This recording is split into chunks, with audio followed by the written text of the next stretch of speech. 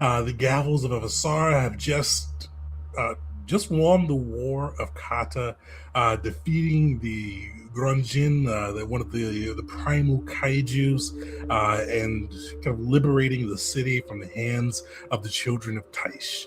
The Gavels have just gone through a pretty nasty bender of a day, fighting demons, spirits, giants, monsters, and ending it with the kaiju battle, earning themselves the lords and ladyships of the lands, and finally a bit of a respite from all of the chaos and the fighting, as they're kind of sitting in the newly liberated Kata city, and get a moment to rest.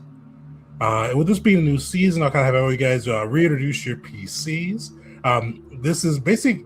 What do you do? And as you reintroduce your PCs, kind of a core thing: what you look like, your class, anything crazy you want to mention about them. But also too, after the day you've had, you guys got to spend have a few drinks with the prefects. But what do you do? They find you an area within the city that's still pretty well intact, a nice warm bed, a good meal. But how do you spend that first night after the hellish day that you had? Yeah, without turn it over to you guys. Introduce your PC and how you spent your day. Who wants to go first? I can go first. So I'm playing Wisteria Hringdatir. She is a half-orc. Pretty small for a half-orc. She has dark hair done up in a ponytail and a few loose bangs hanging out.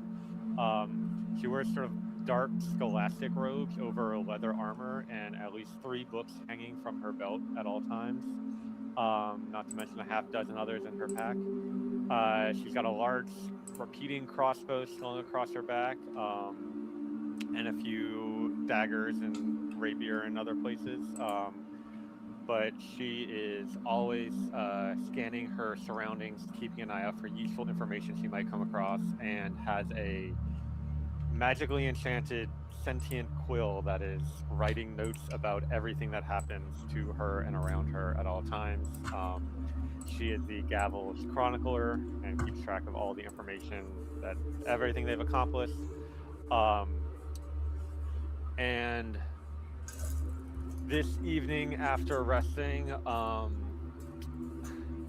think she's going to review some of those notes because she's been so focused on protecting her allies. The other thing is she has a variety of medical tools at her disposal and is an expert surgeon. So she spent all day trying to save her allies by taking out enemies with her crossbow while simultaneously treating wounds and surveying the battlefield to employ optimal tactics. So she hasn't really been doing as much writing or reading as she prefers. So her afternoon is going to be with in her bed with a cup of tea and reviewing the notes from the day. I think it starts off with an intention to, we lost a member, Bear. What can we learn from our mistakes? How can we improve? How can we be better? But before too long, she finds herself focusing more on rereading the great things the Gavel accomplished, the foes we overcame, focusing on our successes, focusing on the things that we've already gotten better at, and just kind of, relishing in that joy of seeing the Gavel being successful at a grand endeavor, from one perspective, for the first time. I mean, we didn't really succeed in Eteria, and this victory here means a lot to her. Nice. Who's next? I'll go. Why not? This is the phrase I've said many times. Everything about Will is golden. He has copper-colored skin. I have described it as looking like goldstone. If you'd love to look that up, if it catches the light in just the right way, it sort of sparkles a little bit. He also has bright golden hair and bright gold-colored eyes. He is, and all of that is because he is an Aasimar, a Nephilim, if you prefer the term in Pathfinder 2 rules since the update. He is a divine sorcerer with a bunch of archetypes: the psychic, field propagandist, dandy, and probably another one I might be forgetting. Actually, I think that's it. He is a charmer, a diplomat, who loves a good social gathering, I think. He I almost forgot to mention a very important thing about him. He is the reason that he is an Aasimar is because he has an angel ancestor of his living in his head that speaks to him all throughout the day, constantly trying to push him to do things like punishing non-believers and destroying evildoers and smiting the undead and all that good fun stuff. Certainly, sometimes it becomes a hindrance to him. What else do I need to say that's important about him? Comes from the land of Lumax from a small town called Altaria, which I only know because I recently reread his backstory. And he harnesses the power of his angel ancestor, the voice of Rashanael, to do all sorts of divine magic stuff. After that harrowing day, as you can imagine, he is exhausted. He would return to after that you said that they were given a place to stay for a time in Kanda. He would collapse in a bed and just kind of lay there for a while. And I think we discussed this last time, but the first thing he would do after just laying there for a while, just breathing, would be to try to use the sending spell to contact his wife, Les, but finding that did not work, that would probably make him a little sad. But I think after that, purely, it's just sleeping. He's just exhausted. He put everything all throughout that day, almost completely out of magical power, almost completely out of physical power, just absolutely just sleeping, one of those just really good 10-hour long sleeps. One thing before he did retire to his quarters, I think he does that thing that sometimes people do, where he just needs to like verify everybody's real. just touching everybody a little bit, just all the gavel to make sure everybody's still real and alive, because he wasn't sure that was going to be the case.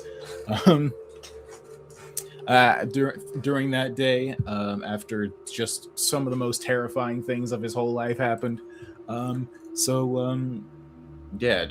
a lot of sleeping, I think, though, is what he does immediately after that day. Prepare after that, just preparing to get back to work. Definitely still a lot to do for the Gavel's field propagandist. Definitely some well-earned sleep. Who's next? I'll go. Right. So I am playing Crash, a Warforged gunslinger known for his propensity to have a large arsenal at all times and also having quite the explosive personality.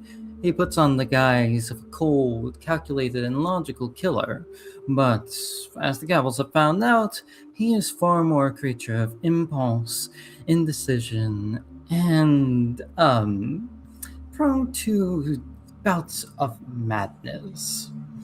Though at the moment he is trying to improve and better himself.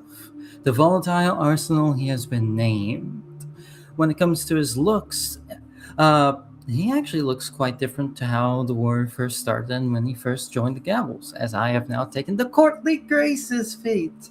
And this falls into what he's doing. Right now, what he's doing is repairs, refitting plates, redoing some prosthetics. He's recently replaced an arm. Now he's taking out junks and just refinishing a lot of things, putting some more gold plating here and there, just more so edges and trim when it comes to the gold. But most of his armor is actually quite dull, not quite a mirror finish. He'll put some paint on some pieces to match the gavel colors, but aside his kind of winged hussar style armor, skin, however you'd call it, he is adorned with an owlbear's fur cloak and an owlbear skull on his shoulder. Nice. All right. Who's next? Oh, you're on mute. Check. Perfect. All right. Are we lords now? Yeah, you guys are lords now. Yeah. Lord Belric. Oh, no. Gotten to Dragon's Bane. introduce myself as the Lord Will of Lord. Rashad. Yes. He is a stout dwarf. He's got a hardy beard. Right now it's a little bit singed from the day that they had, but he yields a couple bow and arrows, which is his main tool of choice. He wears leather hide armor. He has various trinkets of felled monsters that he has fought and conquered. Or the Gavel has a dragon tooth necklace, dragon scales lining his inner belt. He has a bat-hided cloak, and he'll continue to kind of build upon that. But he hails from the Doza Federation, typically, and as far as like he is to like how he is working today, typically he's jovial, sometimes like to the point of like careless and almost a drunk.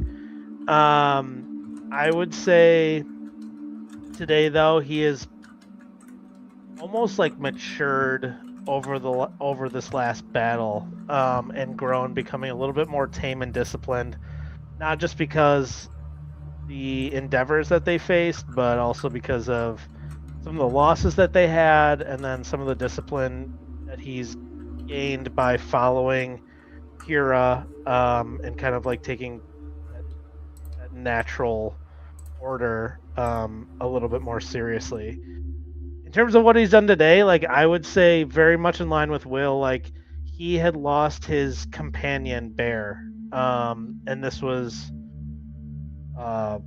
very difficult for him, but luckily Sanda had kind of resurrected an iteration of him, and he was able to get a little bit more closure, which I think was a huge thing for him. So I think after this he was at peace and exhausted, and he would have retreated to his quarters, maybe with his bear troop, and he just would have laid down and gotten as much relaxation as possible, and then spend as much time in nature as he could have after that. So that would have been Elric. Nice. All right, last but not least, Callie. Yeah, the last one to join the group. Hold on, I may be a little bit forward.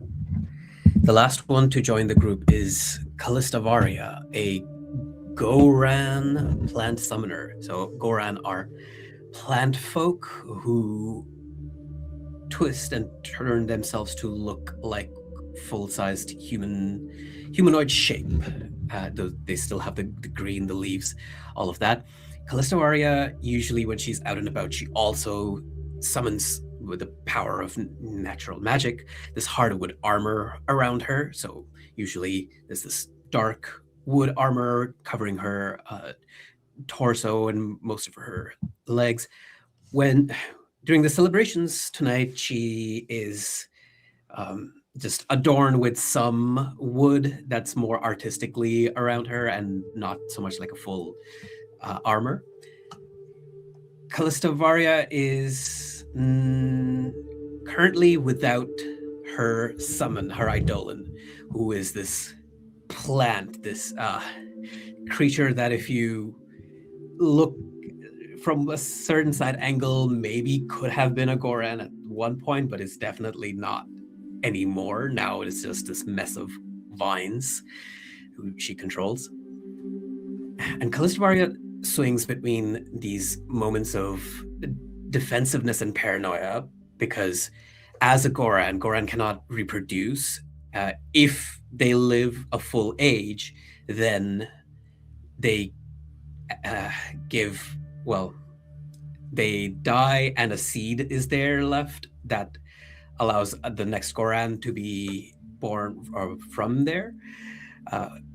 And so if they die before that happens, then that's just one fewer Goran. So there's like a dwindling number of Goran out there, and this fact weighs heavily on Callista Varia's mind. She sometimes gets very paranoid, very defensive. But then there's the other aspect of her, which is the lightning. As she has tried to use lightning in her various experiments before, including in trying to bring back one of her immediate past life, hence Dura the Summon.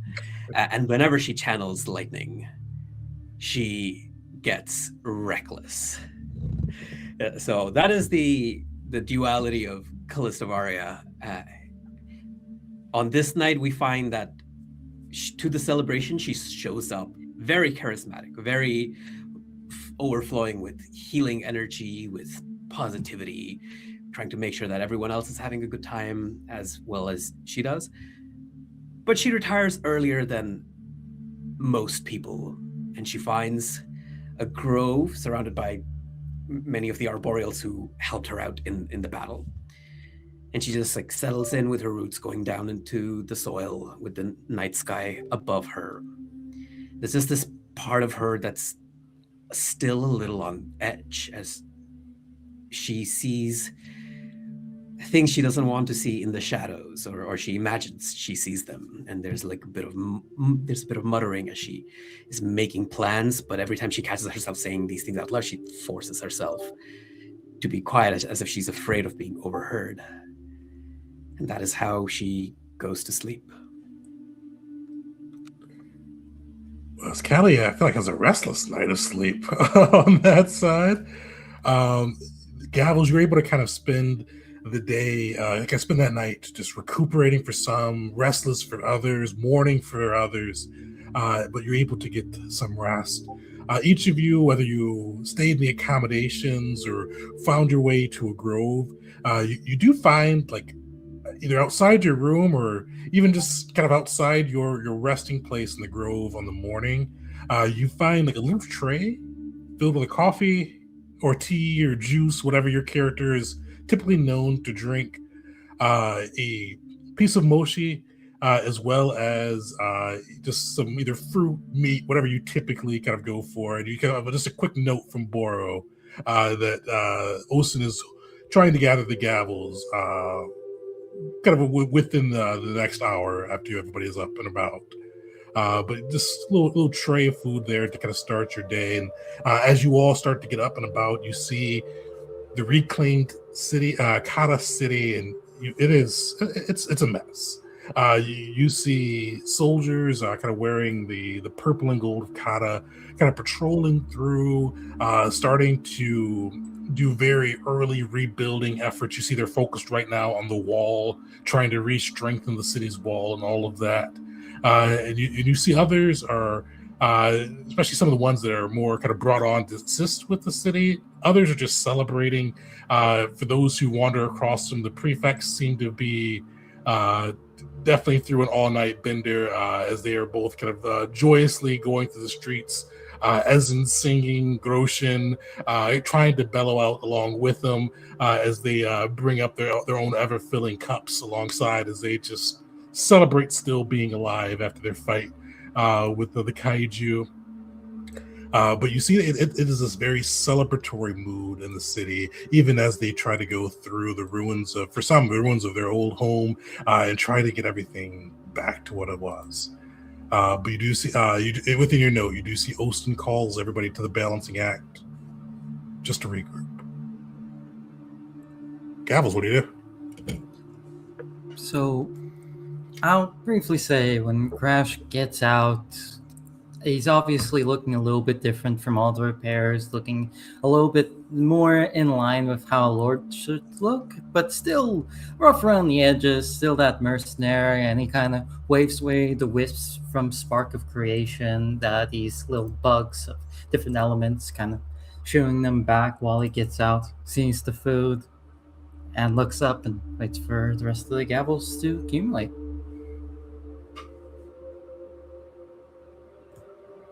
I think Will's put on his finest. He bought a super fancy outfit, like a tier higher than the one I started with.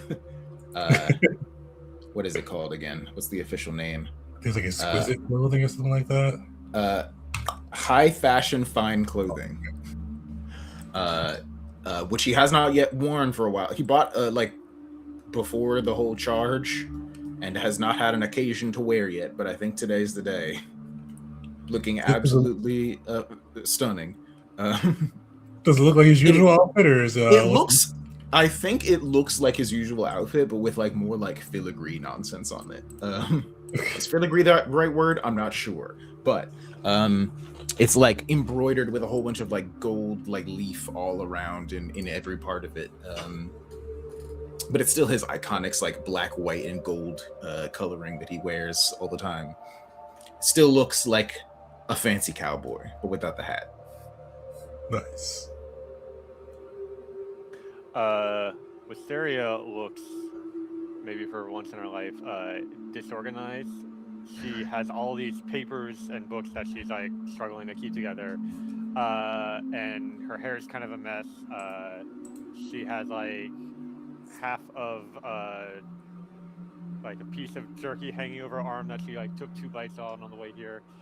She stayed up all night trying to plan how to build a city and doing her best to think of every possibility and cover every situation. Hold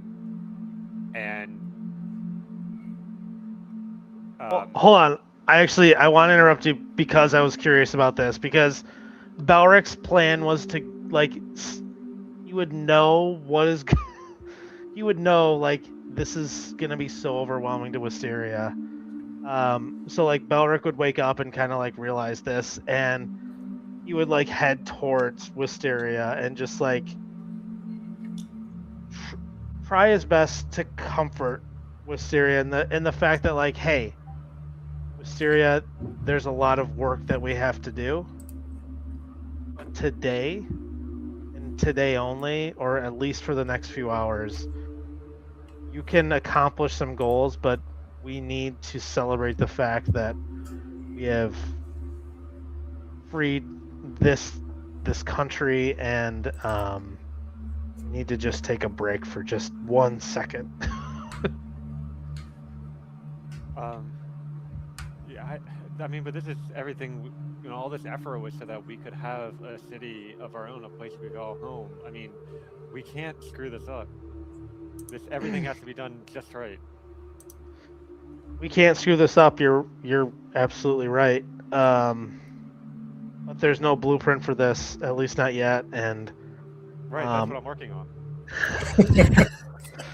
At least for today, with Syria, we need to learn more about these folk, learn about the people.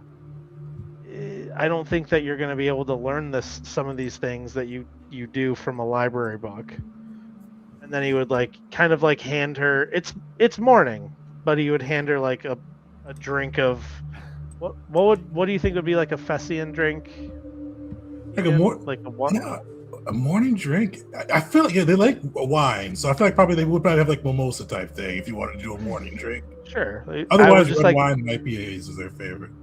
I would hand like a orange juice with some champagne and be like, hey, cheers. We need to celebrate the victory that we had. This is our territory. We need to spend some time learning about the people and get our noses out of the books for at least a day. All right. I mean, I guess I can take one drink. And as she's like kind of trying to rearrange all the books and papers to like reach for the drink you're handing to her, like everything just falls out of her arms into like the mud on the road, and all the papers are ruined. And she kind of looks down at it for a second, and she says, "I think you're right, Belric. I do need a break," and just drinks the whole drink immediately, and leaves the papers where they are and heads off with Belric. All right. Beshnet, can you get these papers in order? No. You hear Beshnet having to scoop the papers off the mud and Yeah, clean well, them yeah, of off. course. Oh no. Beshnet comes like down from the balancing act, and he is just muttering. It was like, now their lords, they think they could just order me to do anything. I'm not going to bow and scrape. As he goes through it, starts trying to pick up and clean off the paper. Callista Maria maybe is Callista Maria is what maybe the last one joining, and as she sees Beshnet mucking about in the mud trying to get the papers, she says to him, "Beshnet, you are now the standard bearer. I mean, you are of the gavels. It does not behoove you to be covered in all this mud. We have so many other gavels you can delegate this to. Have some honor." Beshnet looks happy and ashamed. It's like that weird like you're right, I am, but it like looks down, kind of covered in mud. He just, yeah, you're right. Red shirt. I don't know your name. Red shirt. Get those papers. That's the spirit. And then she'll go to join everyone. Was the gavel's a symbol aboard the deck of the balancing act. You see your ship, which for being a new season, I'll describe it a little bit because you guys have a crazy ship at the moment. You see this Thessian warcraft, already exquisitely built, designed for both performance as well as kind of just allure. You see it clad in these electrifying blue scales, the brutal but very effective trophy of a battle the Gavels won against a dragon. You see kind of bits of lightning playing across them as you walk up. As you see this, the balancing act kind of just pointed towards the rising sun. You see the bow as the sun sparkles across it. You see it almost looks to be burning with a flame of its own, as it is blessed with its own consecration, the fire of Nar, almost seeming to, from the way it looks like this ship should be consumed by the flames, but it is just glowing with that burning fire. And as you walk through, almost across the mast, across the decks, definitely across the scales, you see bits of electricity, bolts of lightning rippling through. Definitely one of those ones, if you walk too long on the deck and touch somebody, you static shock them, just due to the blessings of Sanda just reverberating through the ship. But aboard the ship, you see the officers of the Gavels outside of yourselves. You see Olston, you see Boro, and Boro has like a platter full of just desserts, treats, more mochi in honor of Jeet as well, and just a plethora of different things to eat. You see Elisa kind of lurking kind of on the far side of the bow, watching everything going on. Marcin is already trying out new verses for a song outlining the battle against Granjin and the Gavel's triumph. You see the whole squad kind of waiting for you. And Ostin kind of gives like a small bow and as you all approach, and he goes, "Well, I just gotten used to calling you all officers and leaders, the Gavels, but now I guess it's my lords and ladies. Congratulations, my friends." Will gives a courtly bow. There's this very like mocking way that she does it, so everyone knows it's sarcasm. And you dared to summon all the lords and ladies. Why, Austin? You see, he smiles at that and goes, "Well, I've always been a bit impetuous.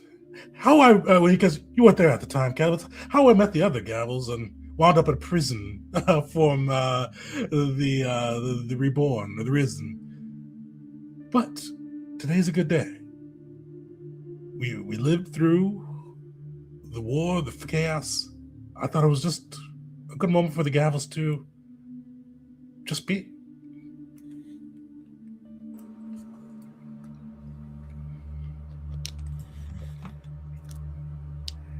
Well, Sorry, I didn't quite. For the Gavels to what? to Oh, speak. just be.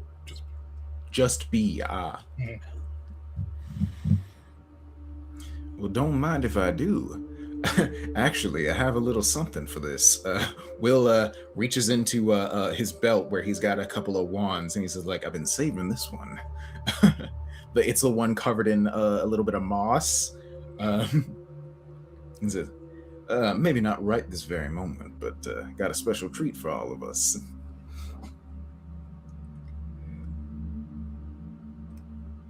We all just wait for a bit. It's like, oh, okay, not right now. All right.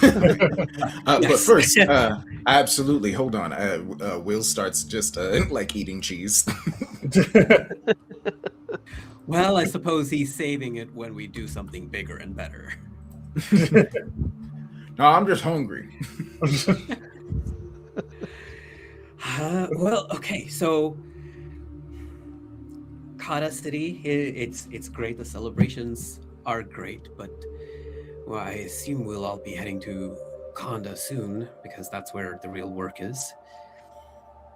And she looks around at the senior officers and everyone else gathered. It does seem like events just keep unfolding out there. All of the news that we receive. I have some thoughts. The Gavels we are a powerful force, and I think we can. There's a moment where the smile flickers a bit as she looks at the shadows.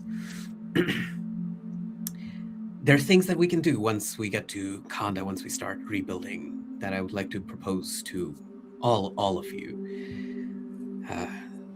So I'm just curious on your side what you think the plan is. Wisteria, surely you have done some amount of planning for what we're to do. And she'll go stand by the side of Austin. Yeah, so actually I was thinking we could start with, and then she looks at Belric and says, start with taking a break and celebrating everything that we've done.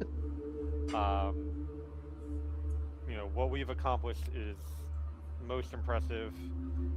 It's proven that the Gavel can be everything I had hoped it'd be when Jeet and I started making plans for leaving the Arbiters. And if we rush off into city planning and organization too quickly, we won't be fully recuperated from everything we just went through. And she'll walk over to Will and take a few of the cheeses as well and take a few bites. Yes, I have ideas, and I'm excited to discuss them with you, but I think Belric should take the lead on our plans for today.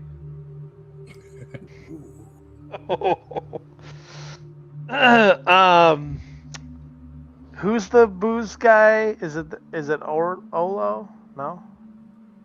Boro, maybe? Oro? The chef? He's our chef, yeah. Oh, chef. Yes. Okay.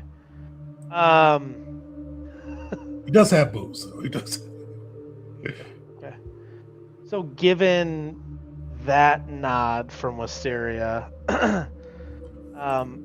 Balric would kind of take the stage. Are we on the ship right now? Yeah. Okay.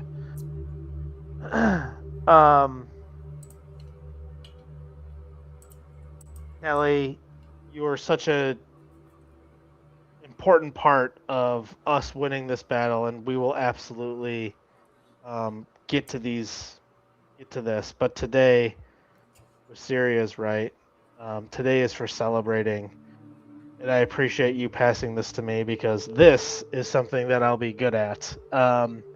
We've lost many for just today, and while we're here, we should celebrate the loss and the victory of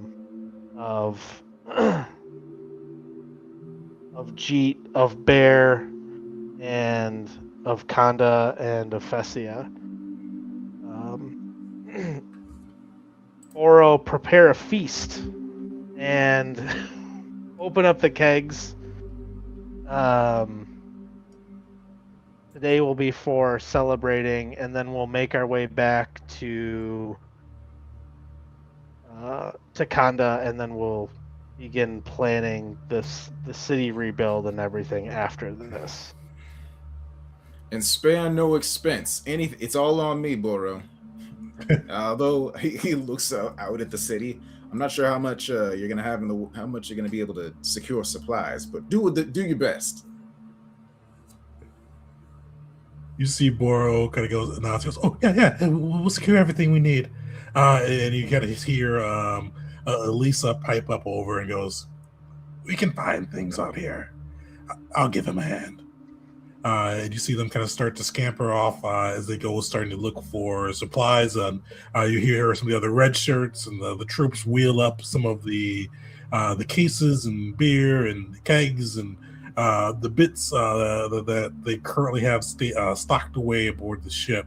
As the Gaffles, seems like they start to let loose. Sorry, go ahead. Yeah. Before everyone disperses, Callie will just pull Austin aside and say again in hushed tones, you are studied in magics. There is a ritual that I have heard of, one that prevents you from being overheard in magical ways. Could you find this ritual for me, for us, the Gaffles, so we can conduct further discussions privately? You see, he kind of nods and goes, oh, well, of course, I'll take a look into that. And while you're doing that, think about your future among the Gaffles. Be ambitious, Austin. And with that, she leaves. That is so ominous. So he has a puzzled look on his face for a moment before kind of going off and heading to the city itself. So during all the party, like them getting ready for the party, could I ask Beshnet to maybe like bring Wisteria and Will into the quarters, where it's just the three of us and Beshnet? Beshnet starts like he definitely follows. He starts like going gather the other Gaffles, and he I have power. Red shirts, find Lady Wisteria and Lord Will, and he just follows after Belric into the room. We've created a monster. I cannot wait. Yeah, this is trouble. This is trouble. So I'm assuming everyone's in the room, and I think like what I'd like to discuss at this point was just like I would just say, hey, we've lost some important members of the Gavel, and the government or democracy that we created initially is no longer sustainable, so we need to think of something else, or we need to replace the former members' mockery and Jesus, sorry. And that's kind of what I would like preface this to Wisteria and Will, and hope that they would figure it out from there. But I can think of a couple of gavels that might have earned their place recently.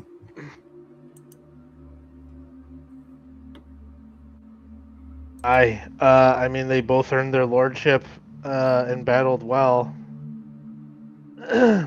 But is one of them trustworthy? You saw them, are either of them trustworthy? We've seen one coward in battles a few times. We've seen one not care about the lives of an innocent, in a sense. You're right about that. Absolutely correct.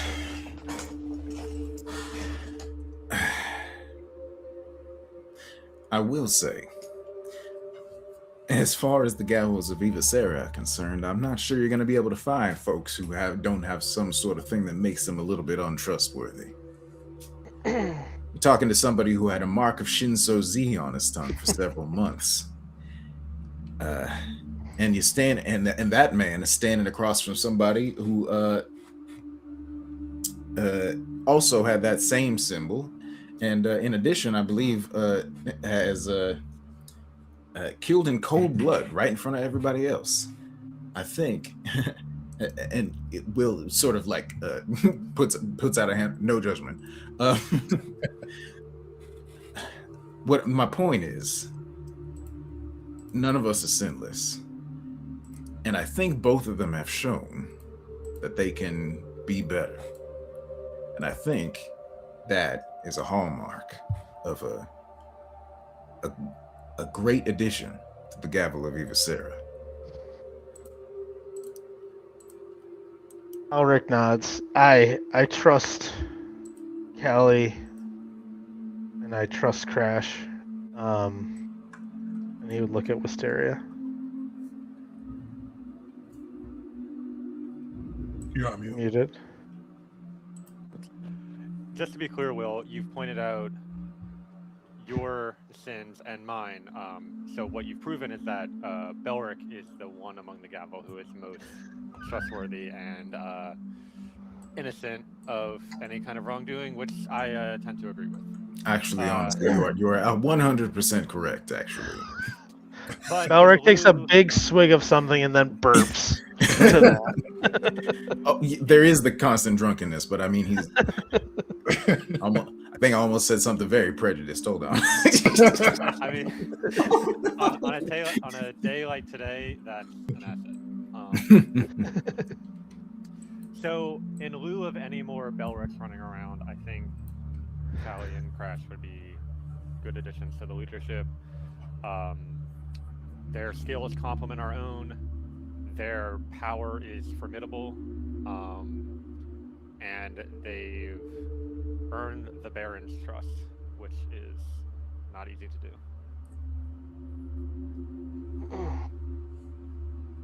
I agree. So I think that in addition to them being lords, I think we should add them to the leadership of the Gavel.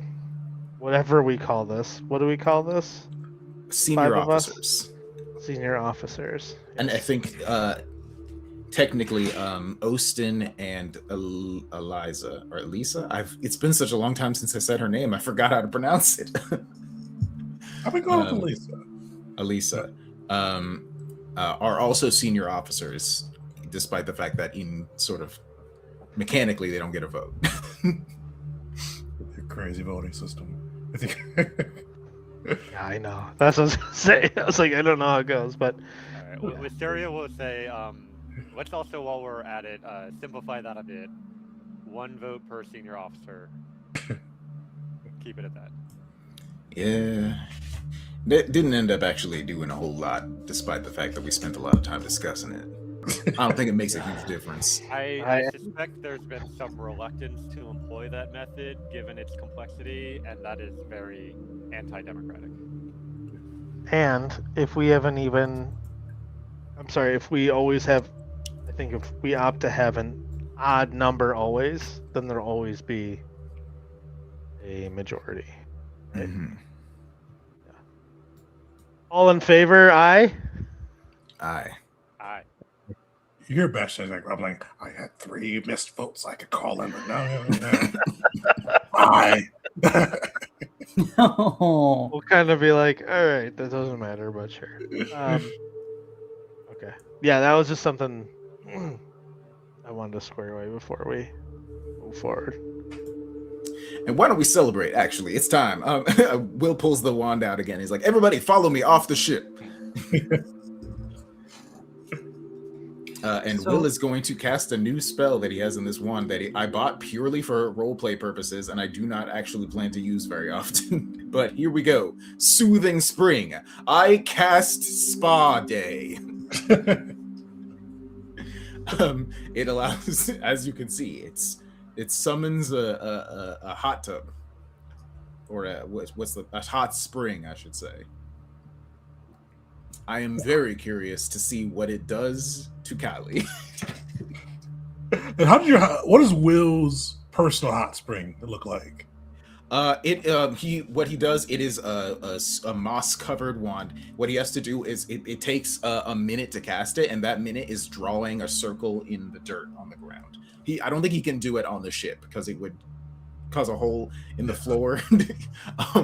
But he does just draws a circle in the dirt on the ground, and then it sort of just glows brightly for a time, and this ground sort of sinks, and it becomes a Japanese style hot spring with lots of like rocky protrusions.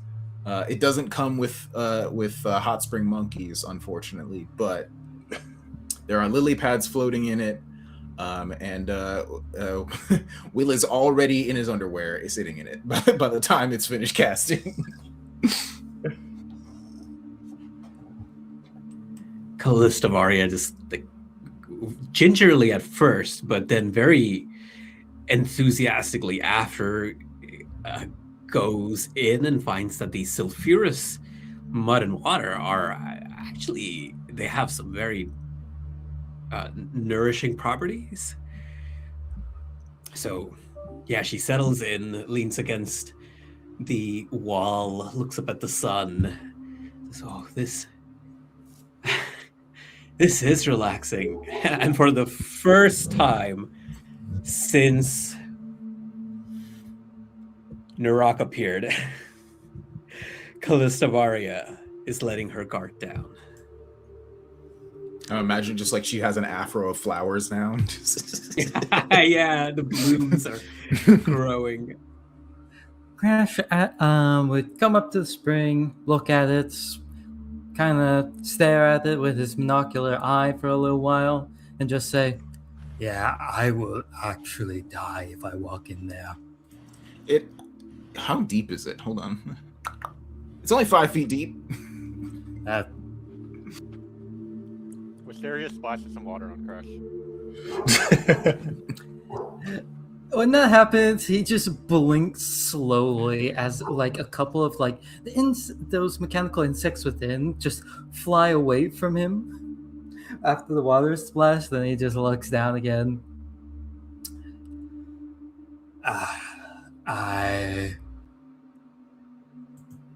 He'll gently try and bring a boot to the water, tap it for a second, take 2 steps back.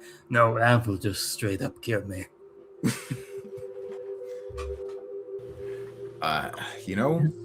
You see Bastion comes by and brings you like a little bench that you can kind of sit on by the water, but put your feet in if you'd like to. He'll look at Beshdit for a little bit and just go, Are you patronizing me?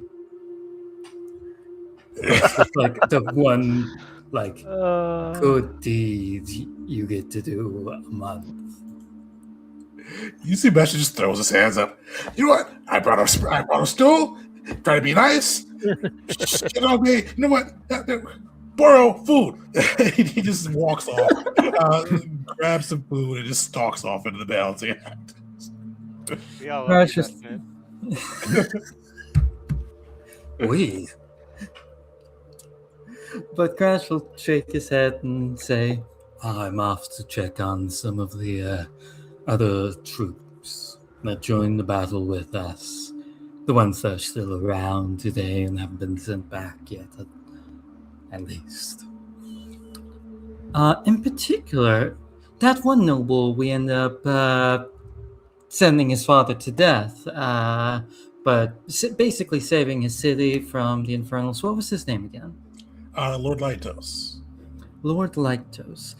Crash, if he went to this battle, Crash would like to go and speak to him. He did, yeah. So Lytos often was there. So you would see him kind of within the city proper, kind of like camped, like not camped out, but you see kind of a couple of like his own kind of. He brought 3 of his own, like his personal battalions to kind of assist in the fray, since you guys were able to save them from the demons' clutches without having to sacrifice their lives. So you see his 3 battalions kind of going through. Some of them are, a good chunk of them are working, kind of like going through and helping with the repairs. But you do see Lytos himself kind of looking a little, not quite shell shocked, but he definitely looks a bit weary as he goes through. You see, like, he's not wearing armor at the moment, but you see kind of a healing scab across his temple. Looks like some magic's already healed up a little bit, but it looked pretty deep before. Definitely kind of a wound from taking from the fights as you approach. And as Crash approaches, he'll take a pistol that's clearly not been loaded, twirl it around a few times, and kind of toss it to him to kind of snap him out of his funk for him to catch it. And he just goes, I Lyctos, Lord Lyctos. It's been quite a bit, and I know that look. I wore it on my face the first time I made my way down the mountains when Silas died. When I first tasted real combat. Not to say you were not a help when we were together saving your city, more so. War is a different beast unto itself, and damnable was that beast we faced. How are you holding up? You see, definitely he's startled as the pistol comes towards him. He doesn't catch it right away, but he kind of like pops into his lap and he brings it up. And he goes, kind of, you can see him examine it for a moment before replying. And he goes, Crash. Actually, Baron told me the good news. Lord Crash. It was a day when I fought with you all. In Apo, it was scary, and we fought a giant and a dragon, but it wasn't. It was kind of quick, if that makes sense. Yesterday was a long day. I saw many of my father's soldiers, or my soldiers, fall. It was just a long day. Crash would nod to that. I'd like to tell you that the days get shorter, but that takes effort. It's an intentional thing to try and mitigate this weight that's on your shoulders. But I believe you can do it. And Crash will actually give him a pat on the shoulder. You are young, and what you've done here is quite the accomplishment. I know what you must think of the gavels of we. You've already called us lowborn, so not much use in beating around the bush on that. However, for us rambunctious and, what do some of the elves call it? Hick, as we are. We are your friends. Whatever titles that would be said can be skipped. If you ever need help, The Gavels too will need help. Not saying we'll exactly call upon you. If we do, we'll bring things to make it worth your while. But if we don't, our doors are still open anytime for anything. You see, he smiles and he kind of stands up and holds a hand out to you, and he goes, well, I mean, you were lowborn, but you're now nobility. And even before all of that, you you let you let me help save the lives of my people. Before even being raised to lords, I think you are my friends. And he kind of holds his hand out for you. Crash will actually take it, and he'll nod to Lactose and just add, I already have some of our red shirts bringing a donation to your troops.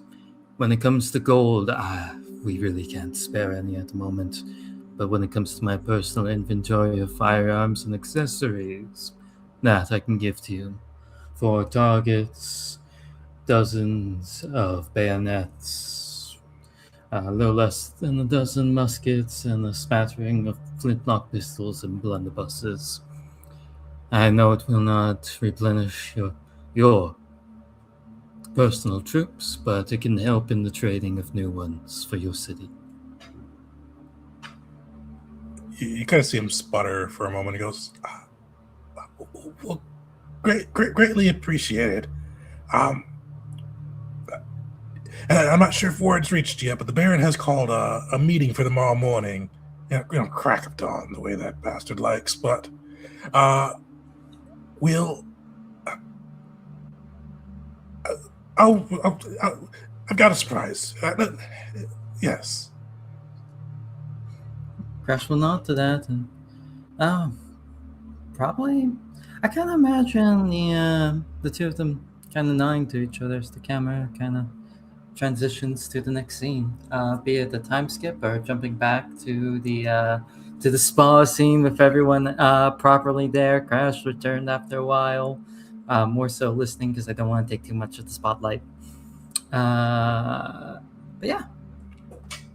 Perfect. We'll pan back to the gavels at the spa, where at the Will's Will's conjured spa, as Boro has kind of spent the afternoon just cooking. You can smell like the galley from the balancing act, like just even from the spa, like just smoke plumes going up from the ship as he's just going through and just wickedly cooking up a feast, bringing out both all of you all, like all of the Gavel's senior officers' favorites, favorites from those who have either passed with Jeet or are just no longer with the Gavels as Mockery. Definitely for probably not the Gavels, but for the Bruins Gavels, some of Bear's old favorites as well. As like Boro just spends the day just cooking and cooking and cooking, and bringing drinks and foods and appetizers out to the Gavels as you guys relax in the spa. Is there anything Gavels in the spa? Anything else you guys do? There's something I'd like to chat about, but the stuff that happened with the Reavers and Grove City, do our characters know about that? Has that been in the news yet, or not yet? That has not happened yet. Okay, gotcha. And then some of the things that you posted on Discord that we could do in the future, those haven't been presented to us yet? Okay, yeah. Just clarifying. But yeah, so what Wisteria will say kind of in the spa with everyone except Crash there is, yeah, I mean, I've kind of spent my whole life running away from things. First, the Reavers of Tawa, then Mokolin, then Shinzo Z, and these last couple of days have been different because I've been running towards something, which is victory in this war. But now I'm here, and I don't really know what to do next. I think that's why I like, even just taking today as a break, not working on plans for the city or how we're going to secure funding or how we can get enough kind of fame to attract people or um, yeah, all that. I don't like what drives you when you're not running away from something, because that's not a place I've ever been in my life before. Is having my own, having to figure out what to do with myself. I mean, I'll let you know when I figure it out. To be honest with you, I don't think you're gonna have much a problem in the coming days for looking for new goals. There's plenty of us for us. There's plenty for us to worry about all around the dang world. We were just talking a little while ago about going to Dosa next, but just today we don't need to worry about that. Right at this very moment, I think we're all right. And at that moment, Rodin does the old man thing. Everyone, he's the only one that is completely naked, and he just drops into the spot. Oh boy. His wiry old man muscles. Just old guy in at the gym, right? Just old guy. Yeah, absolutely. He is buff. He's got a +3 strength, but he's also almost 60 years old.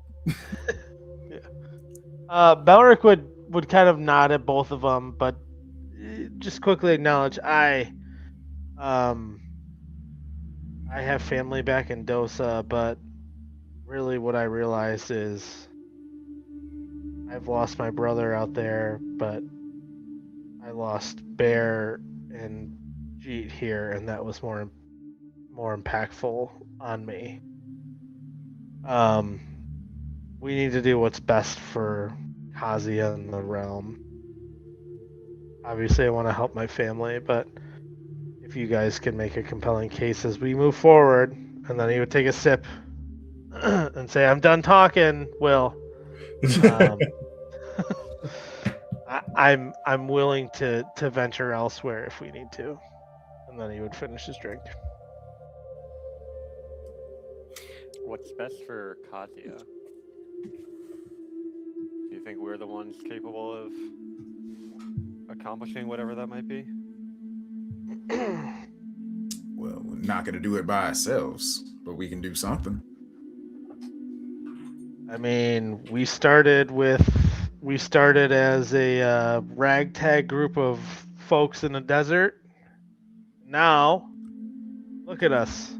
And you point around. We are in a spa. We've got a lot of people around us, and technically we've got a city within the area. So, I mean, we're making progress. We've made progress so far. Yeah, now we're a ragtag group of folks in some water. I think that if you make it so abstract, helping all of Kazia, that can feel overwhelming. I do think it is better to run towards something. There are things I've been running towards my whole life. I don't see myself any closer, but that doesn't mean I haven't moved or been changed by all of it. And I think that's good enough. We don't have to fix everything. We can't. We find one thing that means something to us. We move towards it, and we enjoy the ride.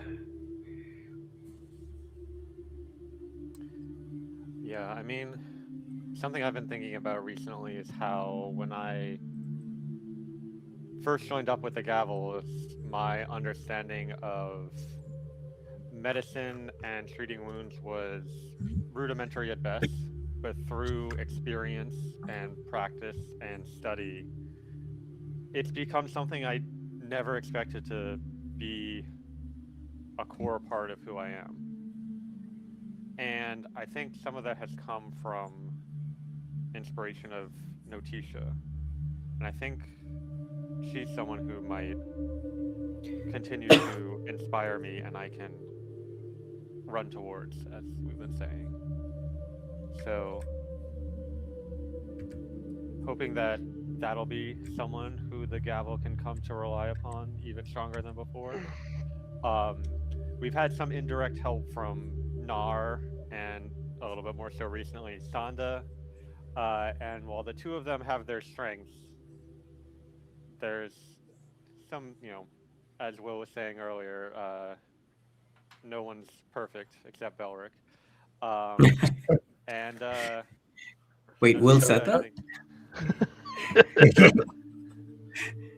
but Nafisa is someone I think I can put my faith in. Sure, yeah. Why not? The gods are, you don't have to make them your whole life purpose. Sometimes they can just be, and then she'll like hold back from finishing her sentence. She says, they can help you get where you need to go. Balric would, and where, Callie, you found yourself with us, and where is it that you would like to get to go? Well, she says, standing up a little straighter. For now, I think my sights are set on Dosen Federation. And why? You're not from there. Like, No, but it is close. The pollution that spreads out from there, it has already affected, it has touched other places, and Oria is not that far from Dosa.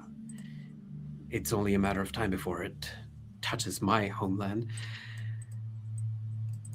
And that is... What is your homeland? Oria. Do we know this? Oria Forest. Okay. Yeah. Hura and the land of Hura, the land of Tupu, who you follow, yes. Aye. So that is well, at least that is the reason.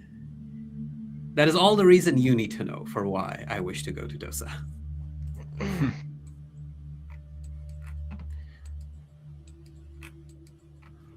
That's all I need. It's something you're not telling us, Calistavaria. I think you all are very clever and insightful. She leans back again and like with a sigh, she says, I'm trying to get back in the good graces of Hura. And if preventing widespread pollution does not do it, I don't know what will. Actually, speaking of good graces, I am going to cast a spell. Will calls out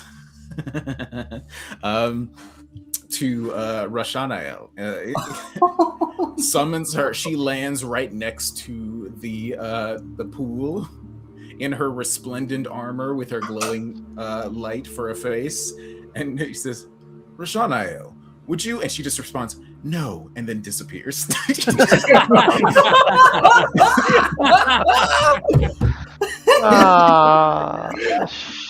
Very fitting. I was gonna be very surprised if she just like hung out. That's very fitting. I think that's the perfect time for Crash to walk back in, just seeing that Michelle ascend, and just goes, "What did I miss?"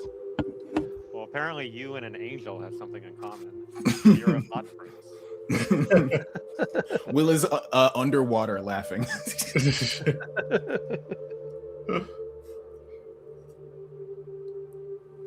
Perfect.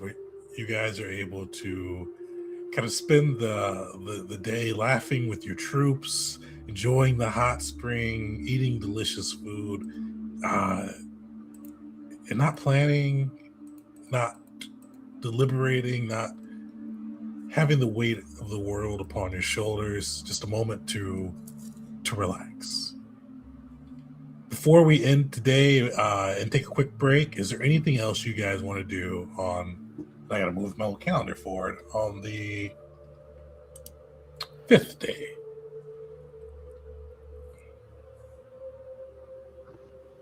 Perfect. Did we let Crash and Callie know that they were? Oh yeah, out the app. So after Crash gets to the hot spring, Wisteria says, so I have sworn off work and planning today. So Belric, I think you have something to tell Crash and Calistavaria.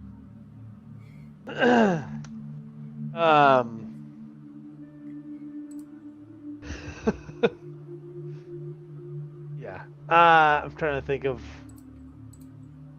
an inappropriate way that. Yeah, Belric would take his bow. And say, Crash. No.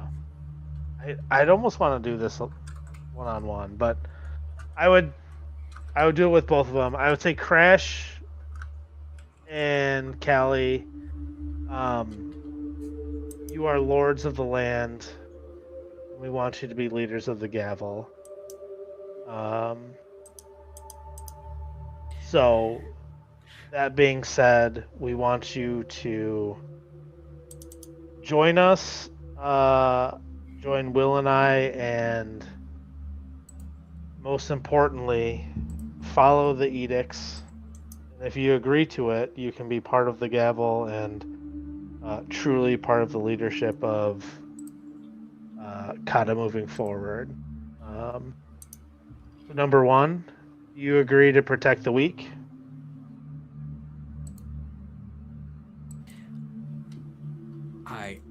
Yes. I can do that. Do you agree to fulfill our contracts?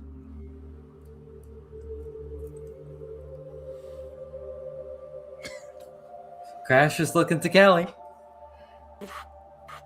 Probably. Yes. I don't see you taking a particularly objectionable contract. So yes, I do. Yes.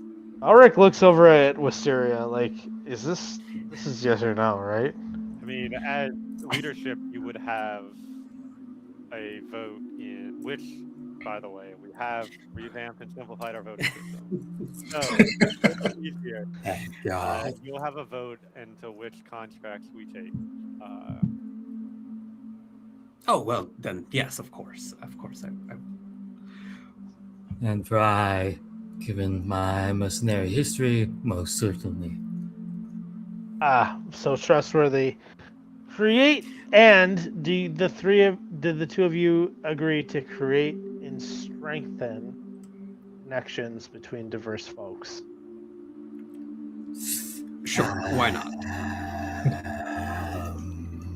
Whatever that means to you. Yes. Balric would actually like. He's been very jovial, but he would kind of like stomp his foot in the. He would create a splash and say, "Hey, it is important to us that we're accepting of any and all groups. So if there are groups that you won't be willing to work with or to agree to be around, then you let us know right now, because this is your opportunity. If you agree to this, then you're fine, but if not, not acceptable."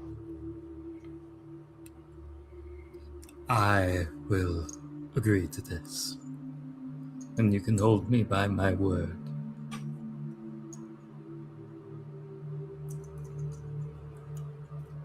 And Callie said yes already? She's... Hold on. Can you guys hear me? Yes. In a very non-committal way, she did, yes. Yeah. She said, Yeah, sure. Why not? For whatever those words mean to you, yes.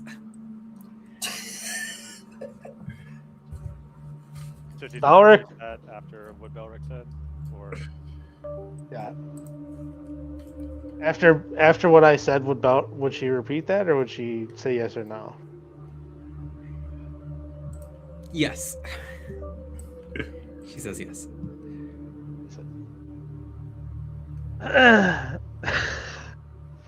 Then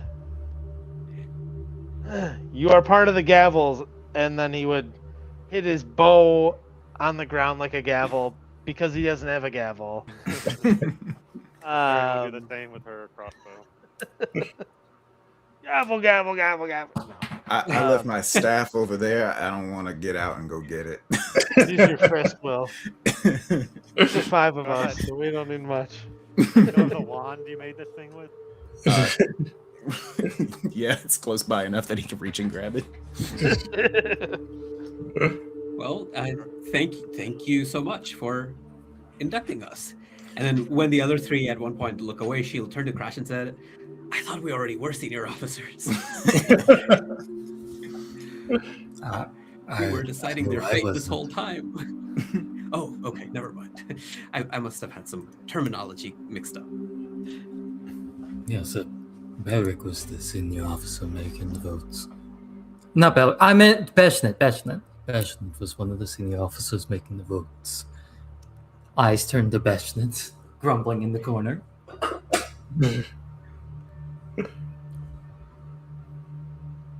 Yeah, Beshnet, you do see like he, as the swearing portion of the ceremony came in, he ran to grab his little flag, and you see him kind of waving the red and the crimson and gray flag of the gavels as the ceremony concluded.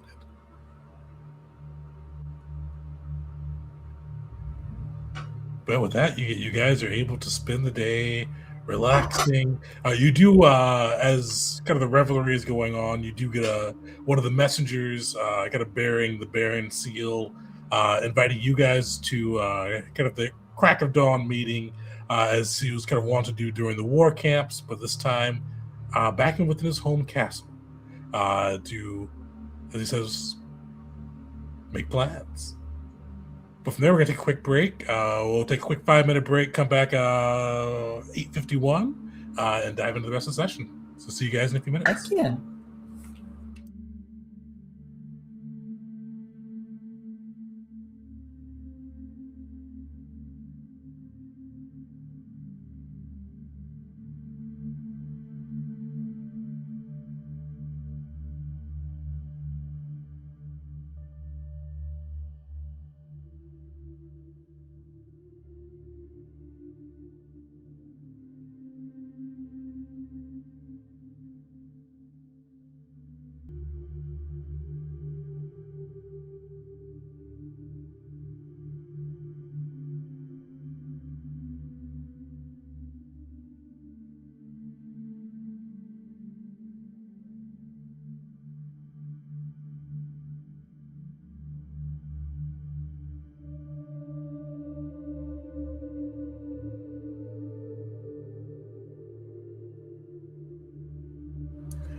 Welcome back, everyone, to the second half of Season 4's first session.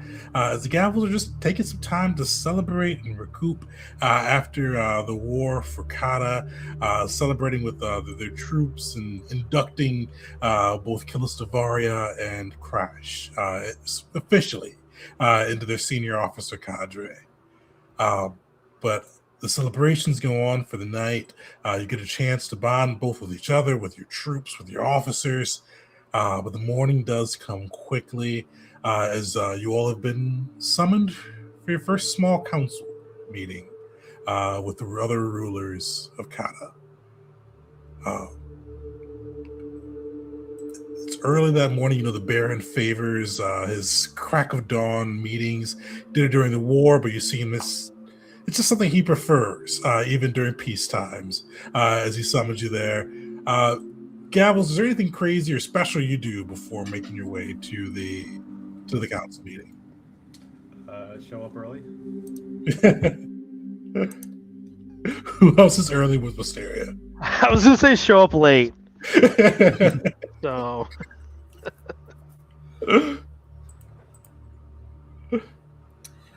Probably a rare Yeah, time Callie will be crash would early as well. Yeah, rare time crash will be early with Wisteria and Callie actually. Will, is Will? I think we said he's a late riser before, but is Will He early or is. late today? He is a late riser typically, but he does think this is important. They're landed nobles now. Tardiness is not behavior befitting a nobleman. And so he's going to be there on time, and then we'll go back to his normal being late for everything tomorrow. So I imagine it like just Wisteria crash and Callie leaving early, kind of arriving there. You see the Baron kind of arrived at the same time as you guys take your seats designated around the table. A few moments later, you start to see others sprinkling in. You see Perocles not too far behind the others. You see Belnu kind of arriving about when Will does, right on time. And you see the other lords, Lord Lytos Offen of Apo. You see Lord Bracos of Krenta, Lady Pessin of Aprata. Kind of arrive and take their seats around this table with the Baron at the head. And then eventually you do see Will join through. Belric, do you make an interest as you come in late, or anything crazy you do as like... I feel like that you guys could hear the Baron kind of grinding his teeth and tapping upon he's clearly trying not to look like he's annoyed, but you could hear his teeth grinding and hear his fingers tapping. Belric would like kind of just like cower, like realizing that, hey, I'm in the wrong, and he just kind of like stumble over to his seat next to the gavels. You see, like the Baron shakes his head and he goes, "It's quite all right. I've heard that many have celebrated vigorously yesterday." Then he would burp really loud. You hear like this screeching grind of his teeth, but he doesn't, like, he looks at you like, but he just doesn't say anything. He kind of goes, "Well, gavels, or my lords, I should say, with Kata finally ours again, it is a time for rebuilding. It is a time to strengthen Kata so that it may never fall again. This council will meet monthly. We need to strengthen the bonds between ourselves, our people, and the land. We need to rebuild our defenses. We need to strengthen our army. We need to send the message that we are not weak. We are not someone who is just meekly taking our home back. We are still truly a force for Kata, for Kazia." And he kind of looks around, kind of making eyes with, and you kind of see like sitting to the left and right of him. To the left of him is Belnu, his new master of coin. To the right, Perocles, kind of pretty much his vizier, his right-hand man. And you kind of see him basically make eyes with them first, and then kind of make eyes with each of you, his other lords, his lady, as he kind of pauses for a moment, and he goes, "Unfortunately, the war effort has both drained what remained of our treasury, and we are deeply grateful but in debt to the banks of Mokulin and Velnucor.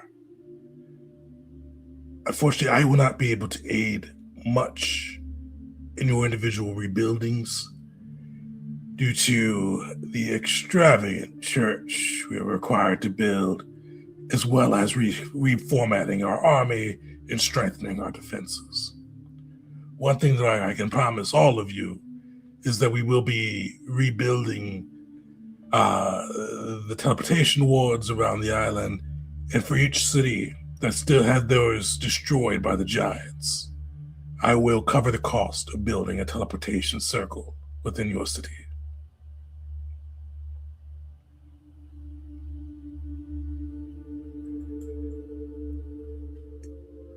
see him kind of like pause and nod through there. And as he kind of speaks, you see like Lytos often.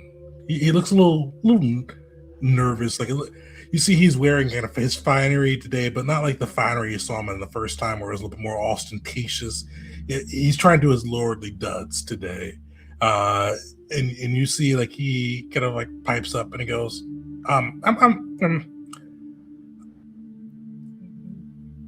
Gavels of Asara, you have all done me a major kindness with both freeing my people, your discretion with how you handled my father's dalliances, we'll say. And I told Crash earlier, I do consider you all to be my friends. I know you don't have any money or real money. I don't know. It came out the way I meant it. I mean, you guys were poor before, and you guys still poor. I mean, not like that, but you're new. Crash will turn to Bellic fine. and just whisper, like, he's at least making an effort. It's fine, Lord Lytos. Please continue. Thank you, Will. My city, due to the deals my father made, was pretty much unaffected by the giants and the war. I will gift. There's no need to repay. Just some significant funds to help you at least start your rebuilding efforts. And I'll even send some troops to help you get the docks back up and running within your city.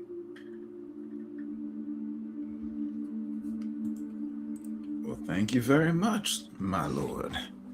You do us a great kindness, and we very much appreciate. Yeah. Least I can do.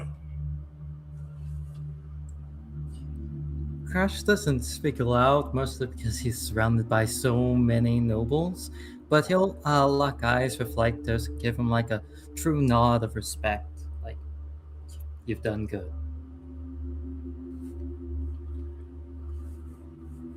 You see the Baron kind of nods and kind of cracks a small smile and goes, "A worthy gift, Lytos. But as I said, my lords, ladies, the time for rebuilding is now. We appear weak within the world of Kasia. We need to project strength. We need to show that we didn't just take the silent back. We are the force that will light the way from not only Kata's future, but Thessia's and Kasia as a whole. I trust each of you to be able to handle your territories and aid in the rebuilding efforts. But if there's anything I can do to assist, unfortunately not monetarily, but I'll be most glad to hear it.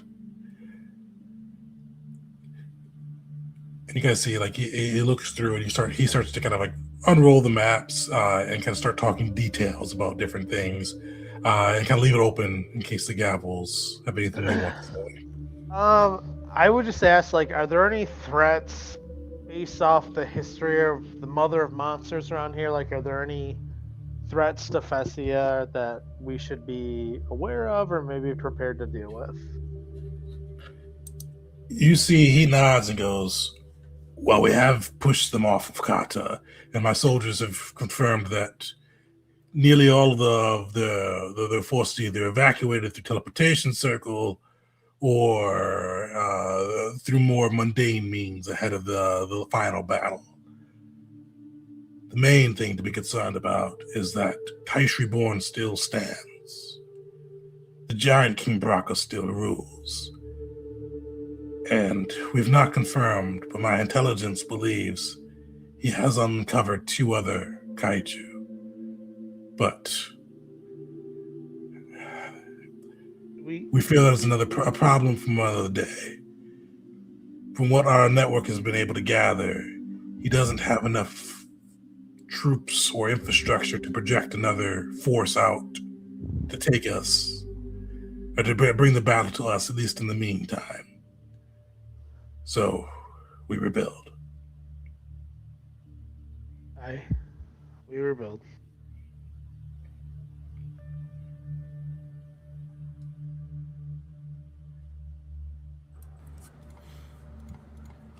Were there any resources recovered from the giants of note? Any weapon stockpiles left behind, food stores, anything that would have some kind of impact in the rebuilding effort that we can make use of?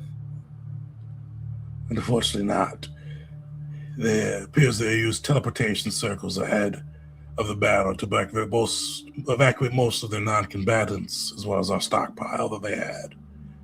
What remains of our treasury that they have not spent would likely be within Paisherborn.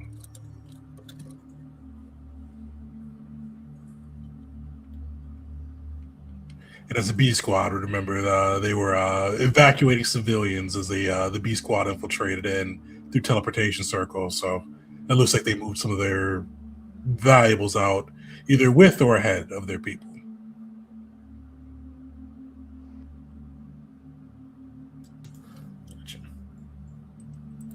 Well, you asked of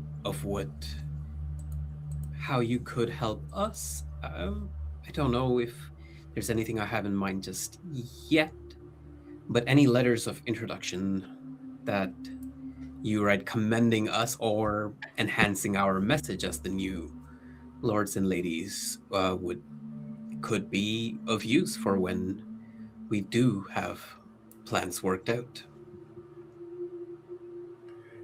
You see, he nods and kind of gestures to Broccoli's, and Broccoli's kind of like, kind of fumbles through some papers before pulling it out. He goes, well, the Lord did say that he did want us to kind of announce a reborn Kata as well as its new nobility.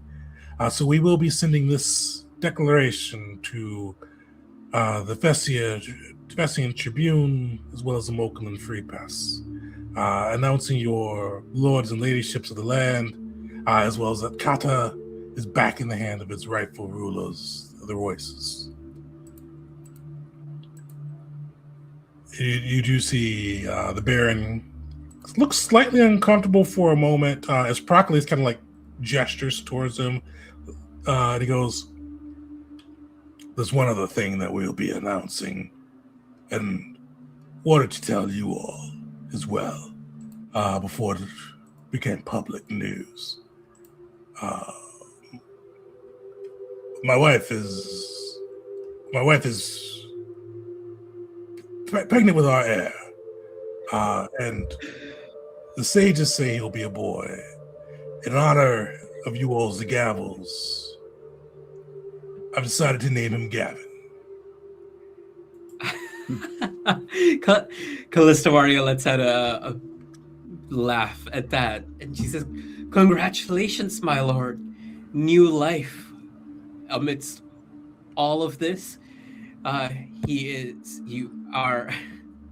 time is very auspicious for it, and you have nothing but our blessings and our guardianship, and she just can't contain herself, and then eventually she'll pull back.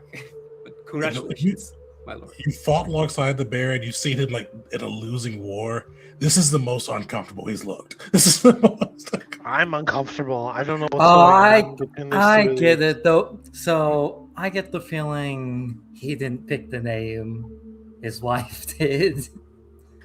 And he looks proud. The Baron seems like a business, like a person that likes to talk about tasks and operations and things to do, not so much his feelings.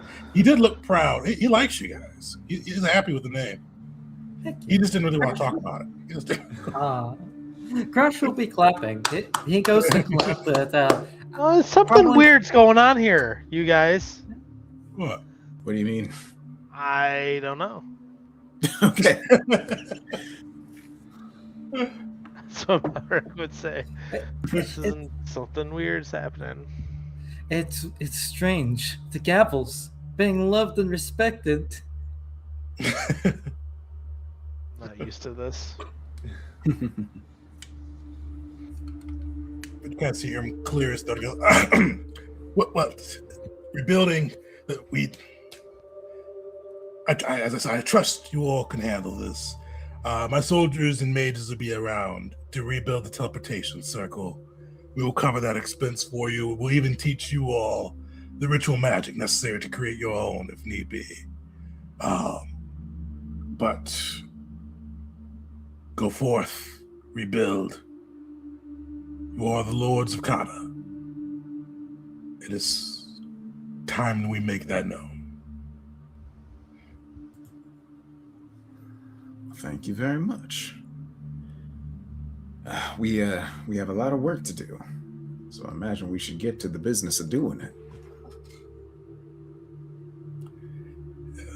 There's much work to be had. And with that, you see he kind of stands up and kind of gathers like some of his maps and pieces, and he goes, Broccolis, we must return to our own planning and rebuilding. And you start to see kind of the other lords and ladies start to kind of make their way outside the room. But you do see Velnu remains, and he kind of gestures over to you guys, and he goes, Gavels, if I could have just a moment of your time.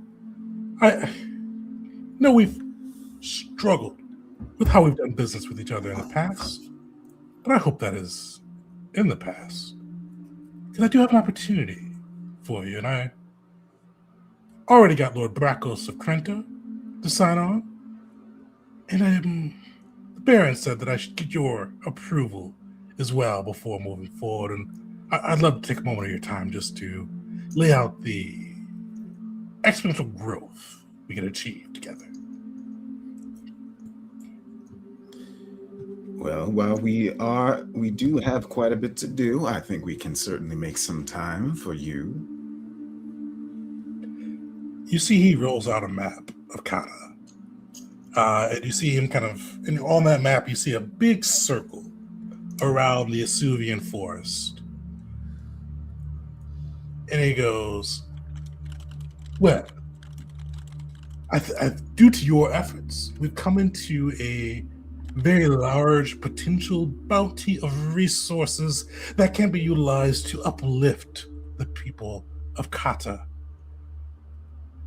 You've undoubtedly heard that the divine sanctuaries are filled with resources and minerals and cells and flowers and creatures that just really aren't found elsewhere in Kazia.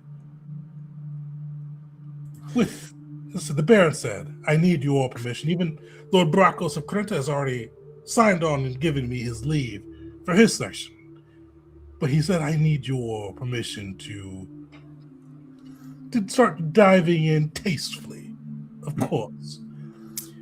As soon as Will saw the circle around the forest, he just has a big smile on his face. He looks excited to say no to this man. Crash just like underneath the table goes to hand Will a gun just in case he needs it. Oh God.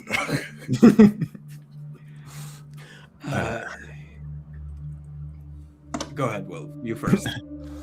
I understand your eagerness to make use of the resources available to us here in Kata, and I'm sure we will have need for that kind of enterprising thought process in times going forward. However, for now, we have certain other promises to keep when it comes to the way that space is utilized, so we will have to respectfully decline. But his eyes, he looks like a shark as he's saying this. Like, let us not be hasty, Gavels. I said this is a very lucrative opportunity. With this, just by allowing us to tastefully take some of the rights to the Asuvian force, we could fund the rebuilding of Kata for 4 months. Hell, I'll even contribute an extra 1,000 GC each week to your of profit sharing. Will knows that he has to do this. He puts a hand out in front of Callie. Will, you get like static shock from all of the lightning that's Will hasn't had a around haircut her. in a little while, so his hair is Crash will actually speak up to this, look at Valnu and say, "Wow, this is rather enticing.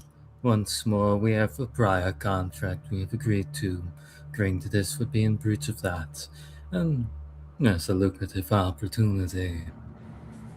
Simply put, this forest, is one of Hera's, and that of the Moklan gods has been in conflict with her quite a long time. Out of respect of my friends, and in your own safety, this, right here, the gavels decline. Now, if you offer again," and he looks behind him to Belric and Callie, "they would be the next to decline the offer." And I assure you, it would be the last declination that would be polite. Callie, Burke, how are you guys reacting? Callista Varia she does a good job of controlling herself. She breathes and, grounds herself and all of the lightning. And then she says, "The sanctuary is new. It is like a sapling growing fast from a seed. One does not pluck yet from a fast-growing sapling early in its growth. Give it time. Let it be. And then eventually, the bounty will be surplus and does not even have to be plucked. It will simply roll out to you." So that's not a no, it's just, we'll wait a little while. Not I yet. think that's a no. good note for me to leave upon. You see him kind of gather up his folders. Does anybody say anything as he starts to try to quickly beat an exit?